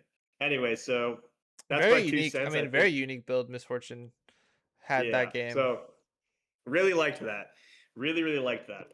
So yeah, I would put Muerte. I'm sorry, my Spanish sucks, y'all. Sorry. I got like, I'm pretty sure my Spanish teacher bumped me up to a D from an F so I could graduate high school. I'm not even joking. So yeah, so sorry, Muerte. I just can't do it. Sorry. Anyway, Muerte. let's move on. Yeah, I Let's know it move means on. deaf. Yep. Yeah. Number 6, Ballistic Demon from Feed the Dream. Mythic Chaos from KOKG at 5. Barbara Jonks from Fantasy Lucifer at 4. Deadly Low from our own Atlantis at 3. Mm-hmm. Kagrin at 2 from GCC Belmont. And number 1, Mjolnir's own DT Dub or Deet Dub. DT Dub. I guess we could call him Deet Tub. Deet Deet Dub. Dub. Deet Dub. Yeah, but it is DT Dub. Yeah. Uh yeah, so that's my boy Daniel. I got some things to say about Big Daniel. So, first of all, I don't think that Daniel has been challenged enough yet. I think that he's a very consistent player and he understands his role in the team very well, depending on the team comp, which I really love and enjoy. But I don't think that Daniel has had a moment where he's like, oh, shoot, like, how do I come back in this game? So, uh, yeah, Daniel, powerhouse. Y'all better watch out. But he's not invincible. So we'll see what you guys can do with that. And hopefully he realizes he's not invincible either because we've been having some problems with that. Um, but anyway, Barbar Jonks. I want to talk about Barbar Jonks. First of all, great name, like so many of the other names here. But Mr. Barbar Jonks, I really like that he is willing to whip out the Mel. I Yeah. like I think mage bots provide an interesting opportunity to draft with. So I would maybe put Barbar Jonks maybe like one step higher than Deadly. Or maybe even like, dude, honestly, like these 2, 3, and 4 spots, I would probably put him maybe even 5, honestly. Maybe Mythic Chaos. Ballistic, you can stay where you're at, buddy. You're doing great. But I'd say like 2 through 5, I could probably order them around anyway and be happy. Like, I think Barbar Jonks will be interesting to watch and play around. Just because like we know he's willing to pick something that is not a traditional AD carry. Mm-hmm. And I think that versatility is very nice to have. So that's all I really wanted to say on that. Mythic Chaos on the Smolder went kind of crazy. Show me something more, bro. I want to see something more from you. And then Deadly, I just got to see less from you, bro. Not like in a Okay. weird, not like in a bad way, but like you know what I mean, bro. You know what I mean. And then Okay. Kagrin, uh, that's my goat. He spent he stayed up with me till 2 a.m. so I could get a win in ARAM. So you know what? I'm just not even gonna say anything about Kagrin. Kagrin, you can even have number 2, man. That number 2 is all you. Is that a little biased? Maybe, but you know what? You can have number 2, big bro. It's all good. Yeah, so I agree. For DT Dub probably hasn't been pushed to his fullest extent yet so far in ECL. That might change coming up in this Mm-hmm. week going against Barbar Jocks. That'll be a Yeah. matchup to definitely watch. But for all these bottom laners, they are poor. They are paired. They're poor. Yeah, they are poor. They're paired with supports, is what my mouth is trying to Yeah. say. And we got another black screen. Let's Nocturnal go. T. Darkness. Paranoia. I'm sure Righteous is getting paranoid on why his Ah, stream dude, wants to it break is one of every those time. things. But Yeah. I came prepared. Did you? Um, All right, let's see. so This this Nocturnal's should lasting a long time. is lasting a long time. There we go. All right, there we go. All right, support power rankings, baby. Let's get it. Number 12. Oh, oh Oh no. my God, Oh what'd you no. do, Righteous? Oh Come on, man. no. Hey, we'll just flick it real quick. Oh, what happened? It was working Oh so no, well. no, no. You know what's funny? Like before me and Righteous even started this podcast, I was like, "You check every slide, right? We don't want like I another, know. we don't want another recap like we did last time." In our There we 2 hour go. one that got deleted from the universe, like at the very last slide, like it was I was perfect until the butchered. very last It slide, was and everything butchered. was out of order. It was butchered. So, hey, I Yeah. mean, at least I got the graphics right. Showing Yep. them is proving to be sometimes difficult. I'm sorry. Hmm. Number 12, Nubian Princess from Ember Flames. 11, It's Crazy P from JRBP. Number 10, Decipher from Rivals DX. I Am the Pink from JRCC at 9. 8, Breezes from Riverside Forsaken. And Chubby Chernobyl from Feed the Oh, Dream that's rounds a good out name right there. the number 7 Chubby spot. Chernobyl. Chubby That's a good Chernobyl. name. Yeah, that's a Yeah, great name. Chubby's probably a little bit PO'd because there's a case for it, and much like Jungle, I feel like there's some really good supports in this league right now, 1 through 8, Hmm. where you could justify like, hey, they should be 2, 3 spots higher. So we'll get to that. But for the rest of the supports, um, I mean, if you haven't noticed, there's usually a common theme where if you haven't won a game, you're probably gonna be one of the last 4 spots. And Yep. that's just kind of what happened. Where I feel like here's the thing about supports, right? In pro play, it's been said like, hey, anybody that's challenger could probably play support at a pro level. But the difference between a good support and a bad support in the pro level is they do things to set themselves apart. So like somebody like Busio over for KC, or Carria for T1, Hmm. where they're willing to either adapt a new play style, bring out some spicy picks, show exactly what the support role can do when unlocked. And for 9 through 12, unfortunately, haven't really seen much of that. Um, but for everybody else, I mean, it's a toss up. Other than I think the number 1 spot, but we'll get there. For 7 through 12, though, Shane, you got any comments for these fine folks? I mean, honestly, I think it looks pretty pretty dang good for the most part. I'd say that looks all right. I don't think I got much for the bottom half. Maybe like I don't know. Nah, you know what? I think we'll keep them where they're at. That All looks right, pretty good to me. we nailed it. Yeah. Um, Number 6, Red Face Beast from KOKG. 5, SG Red Panda. 4, Crow from 4G Sports Atlantis. Beatamana from Belmont at 3. Dark Archon from 2 from VTL. And RK out of nowhere, Mjolnir's own at the number 1 spot. Okay. There's some bias going on, it seems, but I'm not complaining. I mean, RK out of nowhere. So, this is a guy who really wants to improve, and he really wants to get better at the game, and he wants to be good at what he does. He wants to win, and you got to appreciate that drive. I'll tell you guys a little story. One day I wake up and I'm like groggy in the morning, and I see a text from my support. And I'm like, oh, what the heck? Like, this must be like an emergency. Like, what does this guy want from me so early in the morning, right? And he's actually talking to me about like, so like, when's the best time to like buy McCalls? Or like, when am I going to, pick this champion? Or like, what do you think about this team? And so I get a little bit of a good morning text from RK out of nowhere. He kind of texts me in the morning, and I think he like gets out of the shower, and like his head is filled with like League of Legends related like things, and he wants to come and text me and wake. He doesn't wake me up, but he wants me to wake up too. a League of Legends related text. So this guy is always thinking about the game. He's always thinking about how to improve, and he is always bouncing ideas off everybody he can possibly find to improve his game sense and his knowledge. So I really like that about him. With that being said, he needs to really focus on himself a little bit sometimes, because I think that he can be a little crazy, but that hasn't shown just yet. His craziness helps out a lot when you have a large lead. So we'll see if he continues to take this #1 spot right now. I think he deserves it for the most part. But I think that it is very, very much not safe for him to stay at #1. I think that he's really got to watch himself, because there are some good supports here.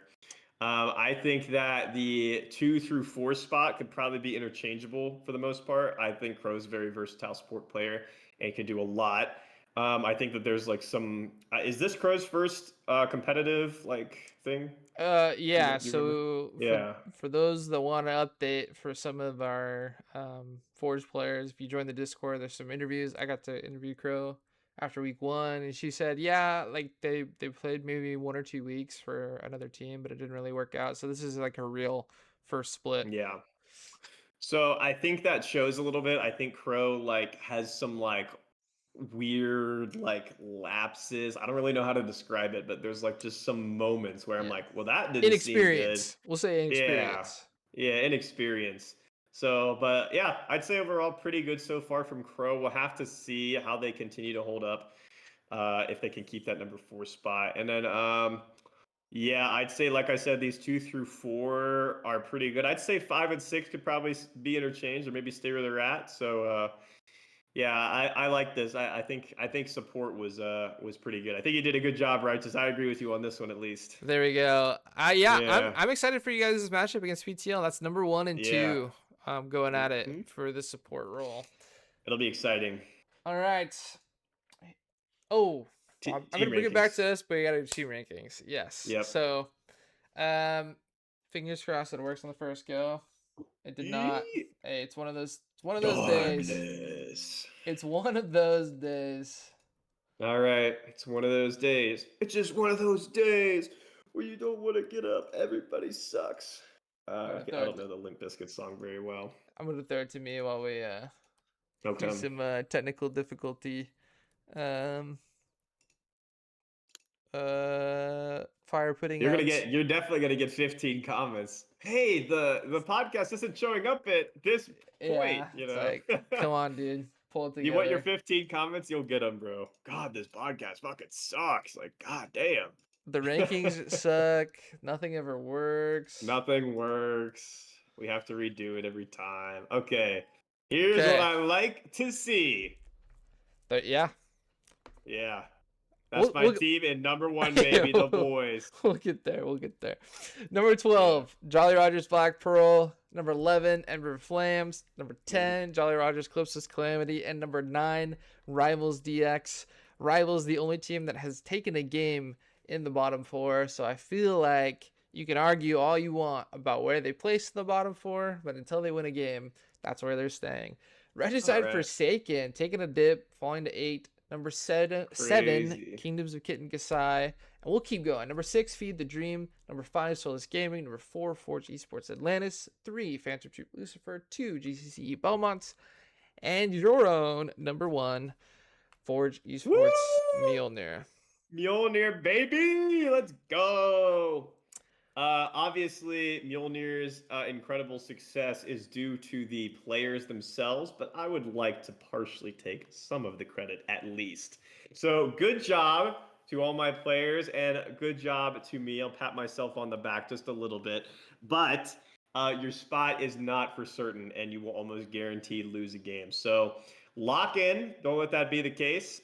Everybody on this standings has the potential to not only beat Mjolnir, but could potentially knock them out of the whole tournament. So we'll see. Specifically, I want to see some more things happen from the Jolly Rogers gang. Um, First of They're all, not feeling so I'm a jolly big, right now. yeah, no pressure. No pressure to Jolly Rogers.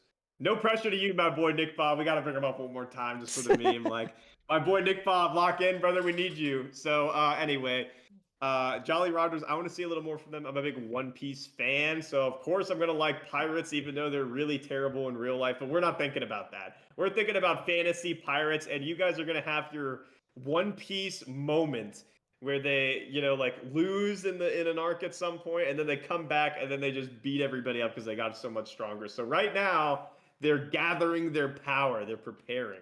So I want to see Jolly Rogers come back. It just seems so sad that two of these sister teams are in the bottom four together with no games.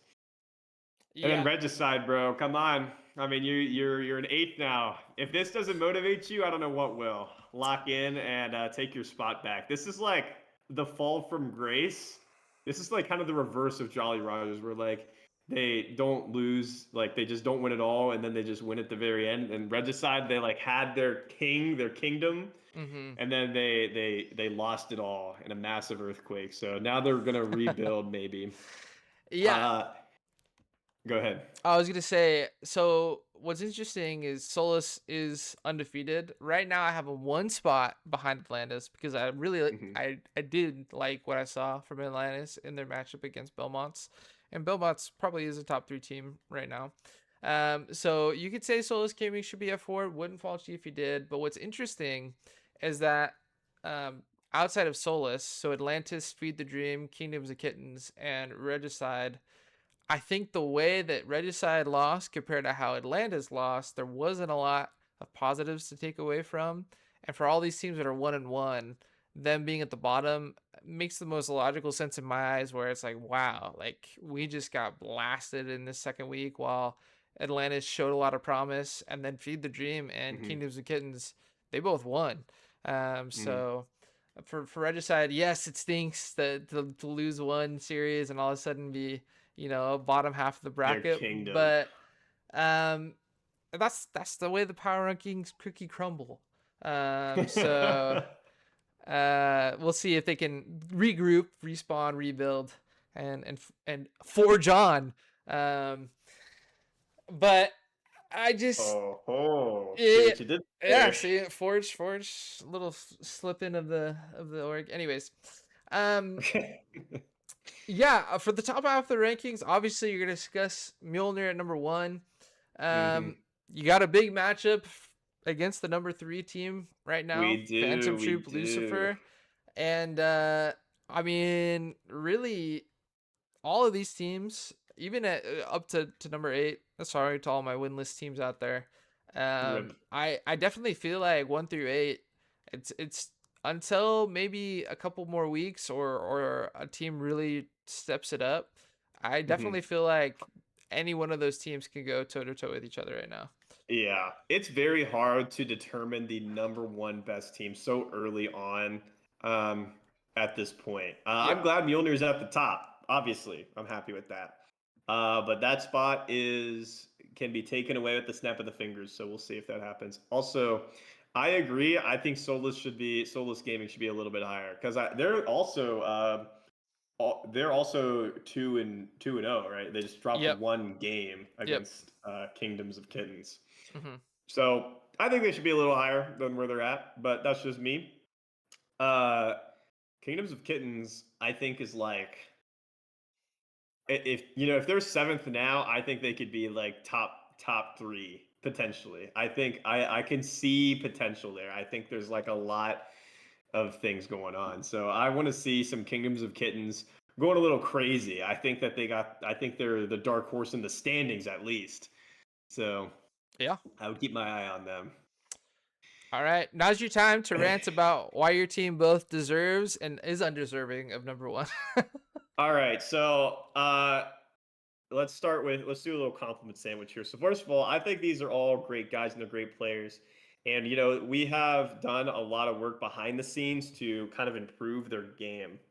Uh, so to counteract that, it seems like everything I say, I mean, and this is like such like a basic thing for like any coach or parent or like anybody to say who gives advice to anybody, but it goes one ear and out the other. I swear it does. They're not listening to me. I swear. I mean, that's not true completely, but You guys know who you are. Those who I talk to, y'all know. Y'all know. Um, so there's definitely some improvement to be had. They're not a perfect team. They're definitely beatable, and I think that is really gonna start to show a little more as we face better and better teams. Everybody on here is a threat. Everybody on here can take fours out of the standings.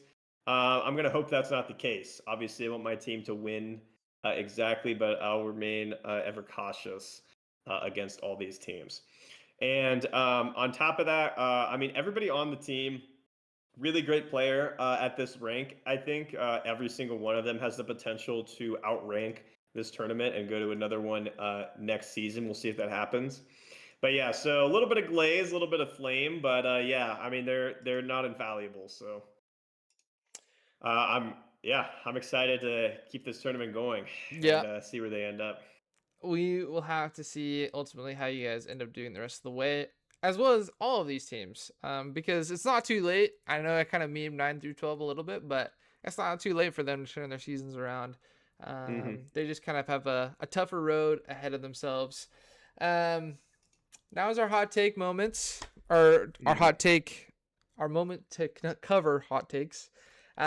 So one of them was from Rev from the YouTube comment section, where he said Blue Otter League is the Mickey Mouse League of IBSG, and I'll let you go first, Shane, before I do my Yeah, piece on it. yeah, because I know you got some stuff to say. Yeah, So okay, Blue Otter League is the Mickey Mouse. Okay, listen. Is Rev competing in this tournament or like what yeah, I is think he? he's in Is he playoffs right now in there. Oh, in Blue Water League? I believe Or so. okay. So I don't know why you're flaming your own tournament, man. But at the end of the day, like listen, like this is iron, bronze, silver, and gold. Like, what are we talking about? Like, it's all gonna be a little bit Mickey Mouse here. We're in Disneyland. Yeah, Like, this is just that's how true. it's gonna be. This is the Like, kiddie park of League of Legends yeah, right this now. is literally as low as it can go. So like it does not get any lower than this. Yeah. So at the end of the day, man, like is it Mickey Mouse? Sure, why not, man? But it's like not because like I mean everybody is just in the exact same boat. So as Yeah. much as easy as you're winning, you could probably lose if you had some different teammates or a different tournament or whatever. So Hmm. I don't know. It's just I don't know. It just is what it is. So I'm gonna Yeah. say no. I like the Blue Water promotion. Blue Water's been around for a long time, so very much a staple of amateur competitive at this point. Yeah. I was there when the scrolls were written back in like 2017. Blue Oh Otter League used man. to be called Abyssal League. And then they got taken over by BOL. So I think for me, I hate the term Mickey Mouse League when it comes to League of Legends Tier 3 amateur. Just because I've competed in leagues, I've done content for leagues, I ran my own league, I've run weekend tournaments, and at the end of the day, it's just a bunch of people that value the space, that are volunteering their time and efforts to put stuff on. And so even if it's not the most well like run league, or if it's not the best competition, to call something Mickey Mouse, I just feel like it's a slap in the face to all those people that actually really try hard to make stuff happen. Because they're not making money off of it, they're doing it for fun, it's a hobby for them just like it is for you. And so I hate that term because I've been on the receiving end of that, and I've used it back when I was playing a lot of different leagues.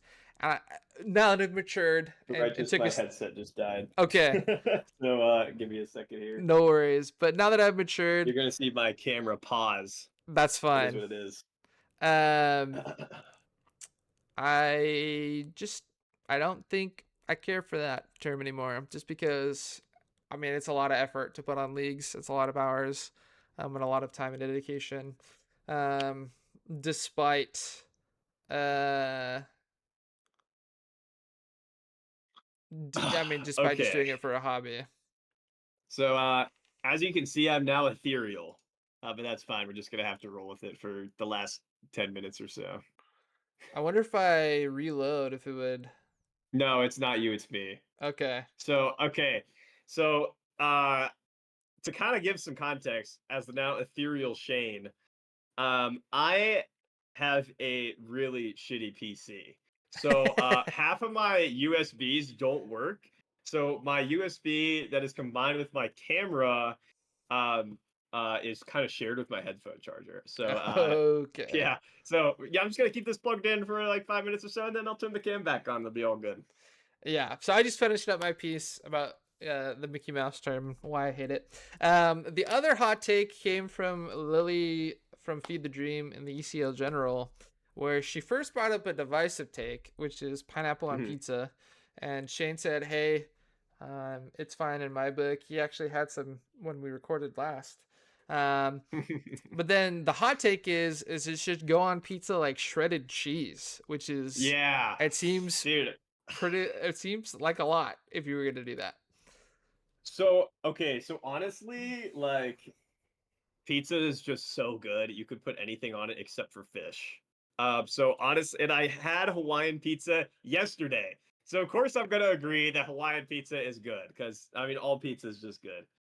So man, this is really awkward that like you can like hear me and then not see me. Like it's like freaking me out a little bit. Like This is why I said cams are a yeah, must because I mean I know, obviously bro. if it This would is a be a good example picture, for your it form. would be like a picture, Like right? So it'd be a little bit different, but like yeah, I just feel like I'm talking to myself now, even though yeah, I know. or It's the like so voices in my sad and head. awkward. Yeah. Yeah. Um, but yeah, I am not a huge pineapple fan on its own. I think pizza. I prefer like buffalo chicken pizza. So putting pineapple on that probably not the best move. So it's a no for me, dog.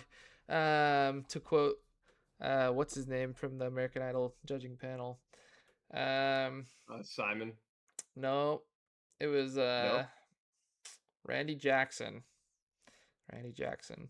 Um, there's your hot take section. If you want us to discuss any and all hot takes, leave them in the YouTube comments because I will not read ECL General very often, only when I pop in occasionally. Shane's completely gone now. Yep. Okay, am I completely back? Hey, Oh we're wait. back. Hey, there we go. Okay. Sorry. Just wanted to give it some juice before we finished Hey, up. yeah, I know. It's been a stream or a podcast of multitude of errors. So just join the club, A Shane. You're podcast one of of all us. time. You're one of us. Um, last but not least, we got the previews to cover. Um, they should be good. I said this last time and they weren't. I butchered this slide the last All time. right, preview time. Let's see. Hey, at least it works this time. It Now we're really works. talking. And there we go. We got And them it's all. right. We got them all set up. Perfect. So we got the Jolly Rogers Civil War for the Yes. cross division play. We have Feed the I'm Dream excited. taking on Regicide Forsaken. Atlantis is taking on KOKG. Rivals DX and Ember Flames Battle of the Winless, kind of duking it Yes. out for both sides, both the Jolly Rogers Yep. Civil War and the Rivals Ember series. Fantasy Troop Lucifer and your Mjolnir going at it head to head, and then GCCE Belmonts and Solus Gaming, which is a clash of the Titans. So lots of fun matchups in this one. We got the winless taking on the winless. We have the undefeated taking on the undefeated, and then we have a bunch of one-on-one teams trying to separate themselves from each other. Um, do you just want to take this uh left side, right side, and then we'll end with yours? Yeah. Yeah, Okay. let's do it. So for the Jolly Rogers Civil War, Calypso's Calamity versus Black Pearl. Obviously, both of these teams are winless. They're going to pick up their first win. One of them is. I think it's going to be a sloppy series. I think it's going to be Oh, messy. And I it's think gonna it, messy. I mean, I don't know how other orgs do it, but I know Mjolnir and Atlantis are pretty aware of each other because they're scrimming each other. And Yep. so I feel like we're going to see some spicy stuff come out in this series. I got Calamity 2-1 because I feel like Calamity has an overall talent level a bit higher than Black Pearl right now. But at the end of the day, it could be a toss up. Shane, who you got? Dude, honestly, I gotta go for Black Pearl. My boy Nick Bob is gonna lock in after he sees this podcast. He's gonna be like, "Oh my God, they're pooping on me! Like I gotta lock in." And Nick Bob's gonna take over this whole game against Calypso Calamity. That's my prediction. 2-0 Black Pearl. There you So go. yeah, Feed the Dream taking on Regicide Forsaken. So Feed the Dream picked up the 2-1 victory over Rivals DX last week, while Regicide, of course, fell to KOKG in 0-2 fashion. So both of these teams sitting at 1-1. Both of them want to get some momentum in their corner when they go back to division play. Uh, Regicide Forsaken, a lot of question marks after week 2. Can they win without Blue Mm-hmm. getting super far ahead?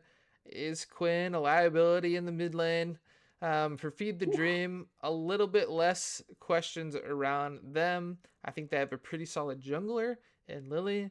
I feel like they have a lot of different playstyles that they've shown, and they're a little bit more stable right now than Regicide Forsaken. I'm going to go 2-0 and be a little bit bold. I think Forsaken will give them a fight, but I think they're rattled after that second week. They're still breaking in their new top laner in JFK, and I think Feed the Dream is going to get the better of them because of it. Yeah, I also agree. I think Feed the Dream's going to 2-1 Regicide here. But prove me wrong, boys. Take your throne back. I want to see. I want to see. I'm a big fan of like cheesy stories, comebacks, underdogs. So yeah, I want to see Regicide take their throne back. Like I think that'd just be iconic. Like after the first week, ranked number 1, now they're down to 8 or whatever it was they were. Now I want to see him bring it back. So I'm gonna say 2-1, Feed the Dream. But I think Regicide, this is like their march back to their kingdom. So we'll see if that happens or not.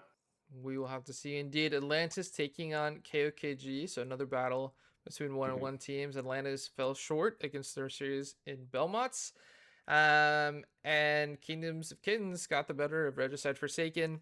I think this is the match to watch, to be honest. Probably this Yeah, one, and then 100%. the Unbeatens are right up there, where I think both of these teams have shown flashes of brilliance, some really high level of play, some really good play from key individuals. I don't know. I feel like for Atlantis, they probably have the better top lane players, and then Mm. but the story of the series is probably the bot lane, where I think we're gonna see a lot of action where both Mythic Chaos and Deadly, as well as their support duos, will go back and forth. Um, the Homer in me wants to go Atlantis. Hmm. I think their inexperience is probably going to show once again, just because it is early in the season. They did, suffer a pretty tough loss. I'm gonna go KOKG in a 2-1. I think it's gonna be close. Okay. Dude, I think you're right. I think this is going to be the sloppiest, dirtiest match. I don't know what it is. Like, I think, like, you got to put your, like, splash guard on for this match because I think it's going to get crazy. Um, since you went for Kingdoms of Kittens, I'm gonna go for the home team, baby. Forge Esports Atlantis 2-1 Kingdoms of Kittens. Don't get me wrong though. I think Kingdoms of Kittens is very good, and I think that they're underrated a bit. So I think that they could definitely take Atlantis down. I'm excited to see what their jungler is going to whip out on Kingdoms of That's Kittens true. because I think they have a nice jungler so far from what I've been seeing. So yeah, I'm excited. Yeah, definitely put your splash guards on, get your bibs ready for before you consume this match because I'm telling you, this is my prediction. It's gonna be crazy out there. So yeah, We'll have to see. that's what I Rivals got. DX, Ember Flames, two rosters that are dealing with some roster flux, Yeah, yeah. kind of figuring it out on the fly. Rivals DX, maybe they've settled after week 2, where they did pick up a game win, and maybe that's something they want to build upon. Ember Flames, probably a little bit more questions, so I'm going with the more stable of the unstables and going Rivals DX 2-1. I think it'll be a close one. Hopefully, Razors is feeling better. Rivals is up to snuff. Ember, I think they're going to give them a fight, but I just don't know if a 1 week turnaround is going to be good enough for them to kind of solidify what they got going on over there. Hmm. Yeah, I agree. Like, I mean, both teams are certainly something. I think that Rivals does have an edge on Ember Flames. I mean, they have shown that they're capable to at least take one game. So I think it's going to be like a 2-1 Rivals. Okay. Fantasy Yeah. Lucifer and Forge Esports Mjolnir. We're going to It's going to skip. be a 2-0 Okay. Mjolnir, baby. Don't even talk about it. It's a 2-0 for Mjolnir. Let's skip over this. Come on now. We already know the result. It's set in stone. Okay. Okay, no, we could talk about it a little We'll talk a little bit about it. I think this is going to be Battle of the Titans. Um, I am curious to see how JD matches up into PTL's top laner. Yep. That'll be a Whoa. good test for Yeah. them. I think DT Dub and RKO gonna get tested as well. Something that might really determine the outcome of this series, though, is the mid jungle duo of both these teams.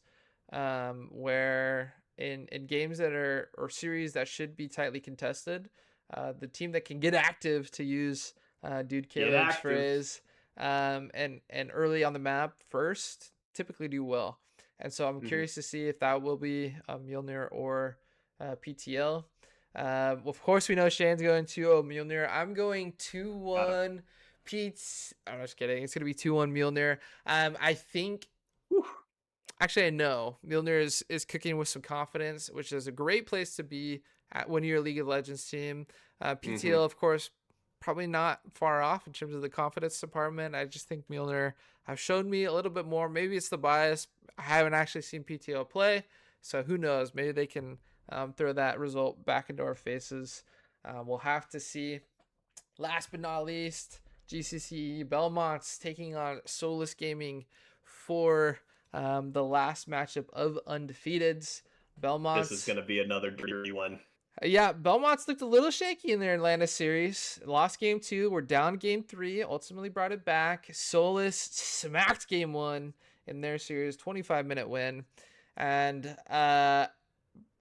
I don't know. Part of me wants to go Belmont just because they did show that in a tight series they can be composed. They will find an angle to win. But the other part of me says Solus, with their new jungler, with everything they got going on, they have the momentum. And ultimately, I think momentum is a pretty powerful drug. I'm actually going to go Yep. 2-1 for GCCE. Or for Solus. I Yeah. just totally butchered that. But yeah, 2-1 Solus. Yeah. To be honest, I think Solus, I don't know. This is a tough one. This is a tough one. I'm gonna go 2-1 Belmonts just because I think that they've shown that they're able to play against better teams than Solus. Okay. Just in general. So I'm gonna go 2-1 Belmonts. I think that they have the potential. I think Solus they look great on Mm-hmm. paper. But I think I'm gonna go with Belmonts. 2-1. All right. Hey, it wasn't quite 2 hours, but it was still pretty long. Hour Yeah, 50 it's minutes, pretty damn but close. We might as well just we should have saved that old recording, man. Dang. yeah, it's my bad. I don't know what happened, but it was a fun one nonetheless. We basically covered. You didn't miss much other than Shane taking his shirt No. off in the first recording. Yeah, I mean, Um, yeah. Things uh, happened. It was hot. it was hot. It was Like, hot. yeah, it was a hot day. So, um, I gotta plug the channel once again. Like, comment, subscribe. 50 subscribers, 20 The wiggle likes, goal. The 50 wiggle comments, goal. and I'll wiggle it for you. My Yeah, wiggle it. ears. I'll wiggle my ears. Yeah. His Um, ears. Yeah, yeah. Shane, I know you just got done streaming today. I'm not sure when this video is Yep. gonna come out, but it seems like Hmm. you're pretty consistently streaming on the weekends. Now's Trying. your chance to shout out, plug what you got going on, and then All we'll right. we'll close this bad boy up. So I stream on Twitch. We're still kind of working out a schedule because I just got a new job, so it's gonna be a little rough. But I stream on Twitch, twitch.tv/mmshane for Madman Shane. It's not Shane, Mm. but it is Madman, which is my IGN. So yeah, I stream on Twitch. I got a Discord, I got a YouTube, I got an X that I post nothing on, I got an Instagram, I got a TikTok that I post my clips to. So I got the whole shebang. So you can find me on there, MM Shane on any of those platforms. If it's not MM Shane, it's the MM Shane. Um, but yeah, on the weekends I stream. Try to. It's actually funny you mentioned that I was consistent because this weekend I won't be streaming, but I will be streaming on Monday and Tuesday, like in the middle of the day, like kind of just like for fun, I guess you could say. Maybe Mm-hmm. Wednesday as well, just for fun. So we're still working out a schedule, but we're doing a Yumi only climb to Masters. Yes, he No is. doing. There's no doing allowed. We're trying to make 40 friends. We're trying to have somebody give me a skin, which has been proven to be extremely difficult, actually. And then we want to be like a top 50 Yumi on long grass. We'll see if that happens. Main goal though, get to Masters, no doing. We just reached Emerald today, which Right3ous was there for, I was. cheering me on. Yeah, we I hit got to Emerald today, and watch. then we, I got to watch Shane uh, meow for me, or for somebody else, yes, but it yeah, was for yeah, me. someone, yeah. I mean, it's for whoever. I mean, you Yeah, could save it if you want and use that. I don't really care what you do with that. That's on the internet now forever, so it is what it is. But yeah, someone subbed and I meowed for him, so you can catch that live on my Twitch. you can make Shane Uh, meow. yeah. So yeah, Um, and then we immediately lost right after we hit Emerald, so that was fun. hey, it happens Yeah, to the best of us. it does happen. I feel like Yumi's a pretty tough champ, so to climb Yeah. anyways by yourself. So it's a worthy goal, worthy effort. You did just get buffed, right? It helped you out a little bit. Yep. Got buffed. But speaking of buffs, got to plug the previous video. The coaching Yep. staff here at Forge, we broke down the patch notes. Wasn't a ton of happening in the patch notes, but it was a pretty fun discussion. Yeah. Look for Silas in your solo queue games. He is climbing, not in the role I expected. Actually, jungle. He's shot up Hmm. in priority. So we'll Those have to early see. skirmishes, I think, help that healing a lot. Yeah, for sure. But that'll do it from us here at Forge Esports. Once again, thank you to Shane for not only joining me once but twice to record the same podcast. Yeah. We love doing the content, though. I have an idea kind of floating around in my head for something I could do for ECL as well. We'll see if I can get that done. But look out for more stuff on the horizons. Join the Forge Discord, like, comment, subscribe, do all that fun stuff. And we will see you next Sunday after a week 3 full of interdivision action. Until then, I'm your host, Right3ous. I don't know if Shane will be back until maybe a couple weeks down the line, but you'll Yeah. catch him in his streams. We appreciate you all, and we'll see you next time. Have a good one, everybody. Peace out.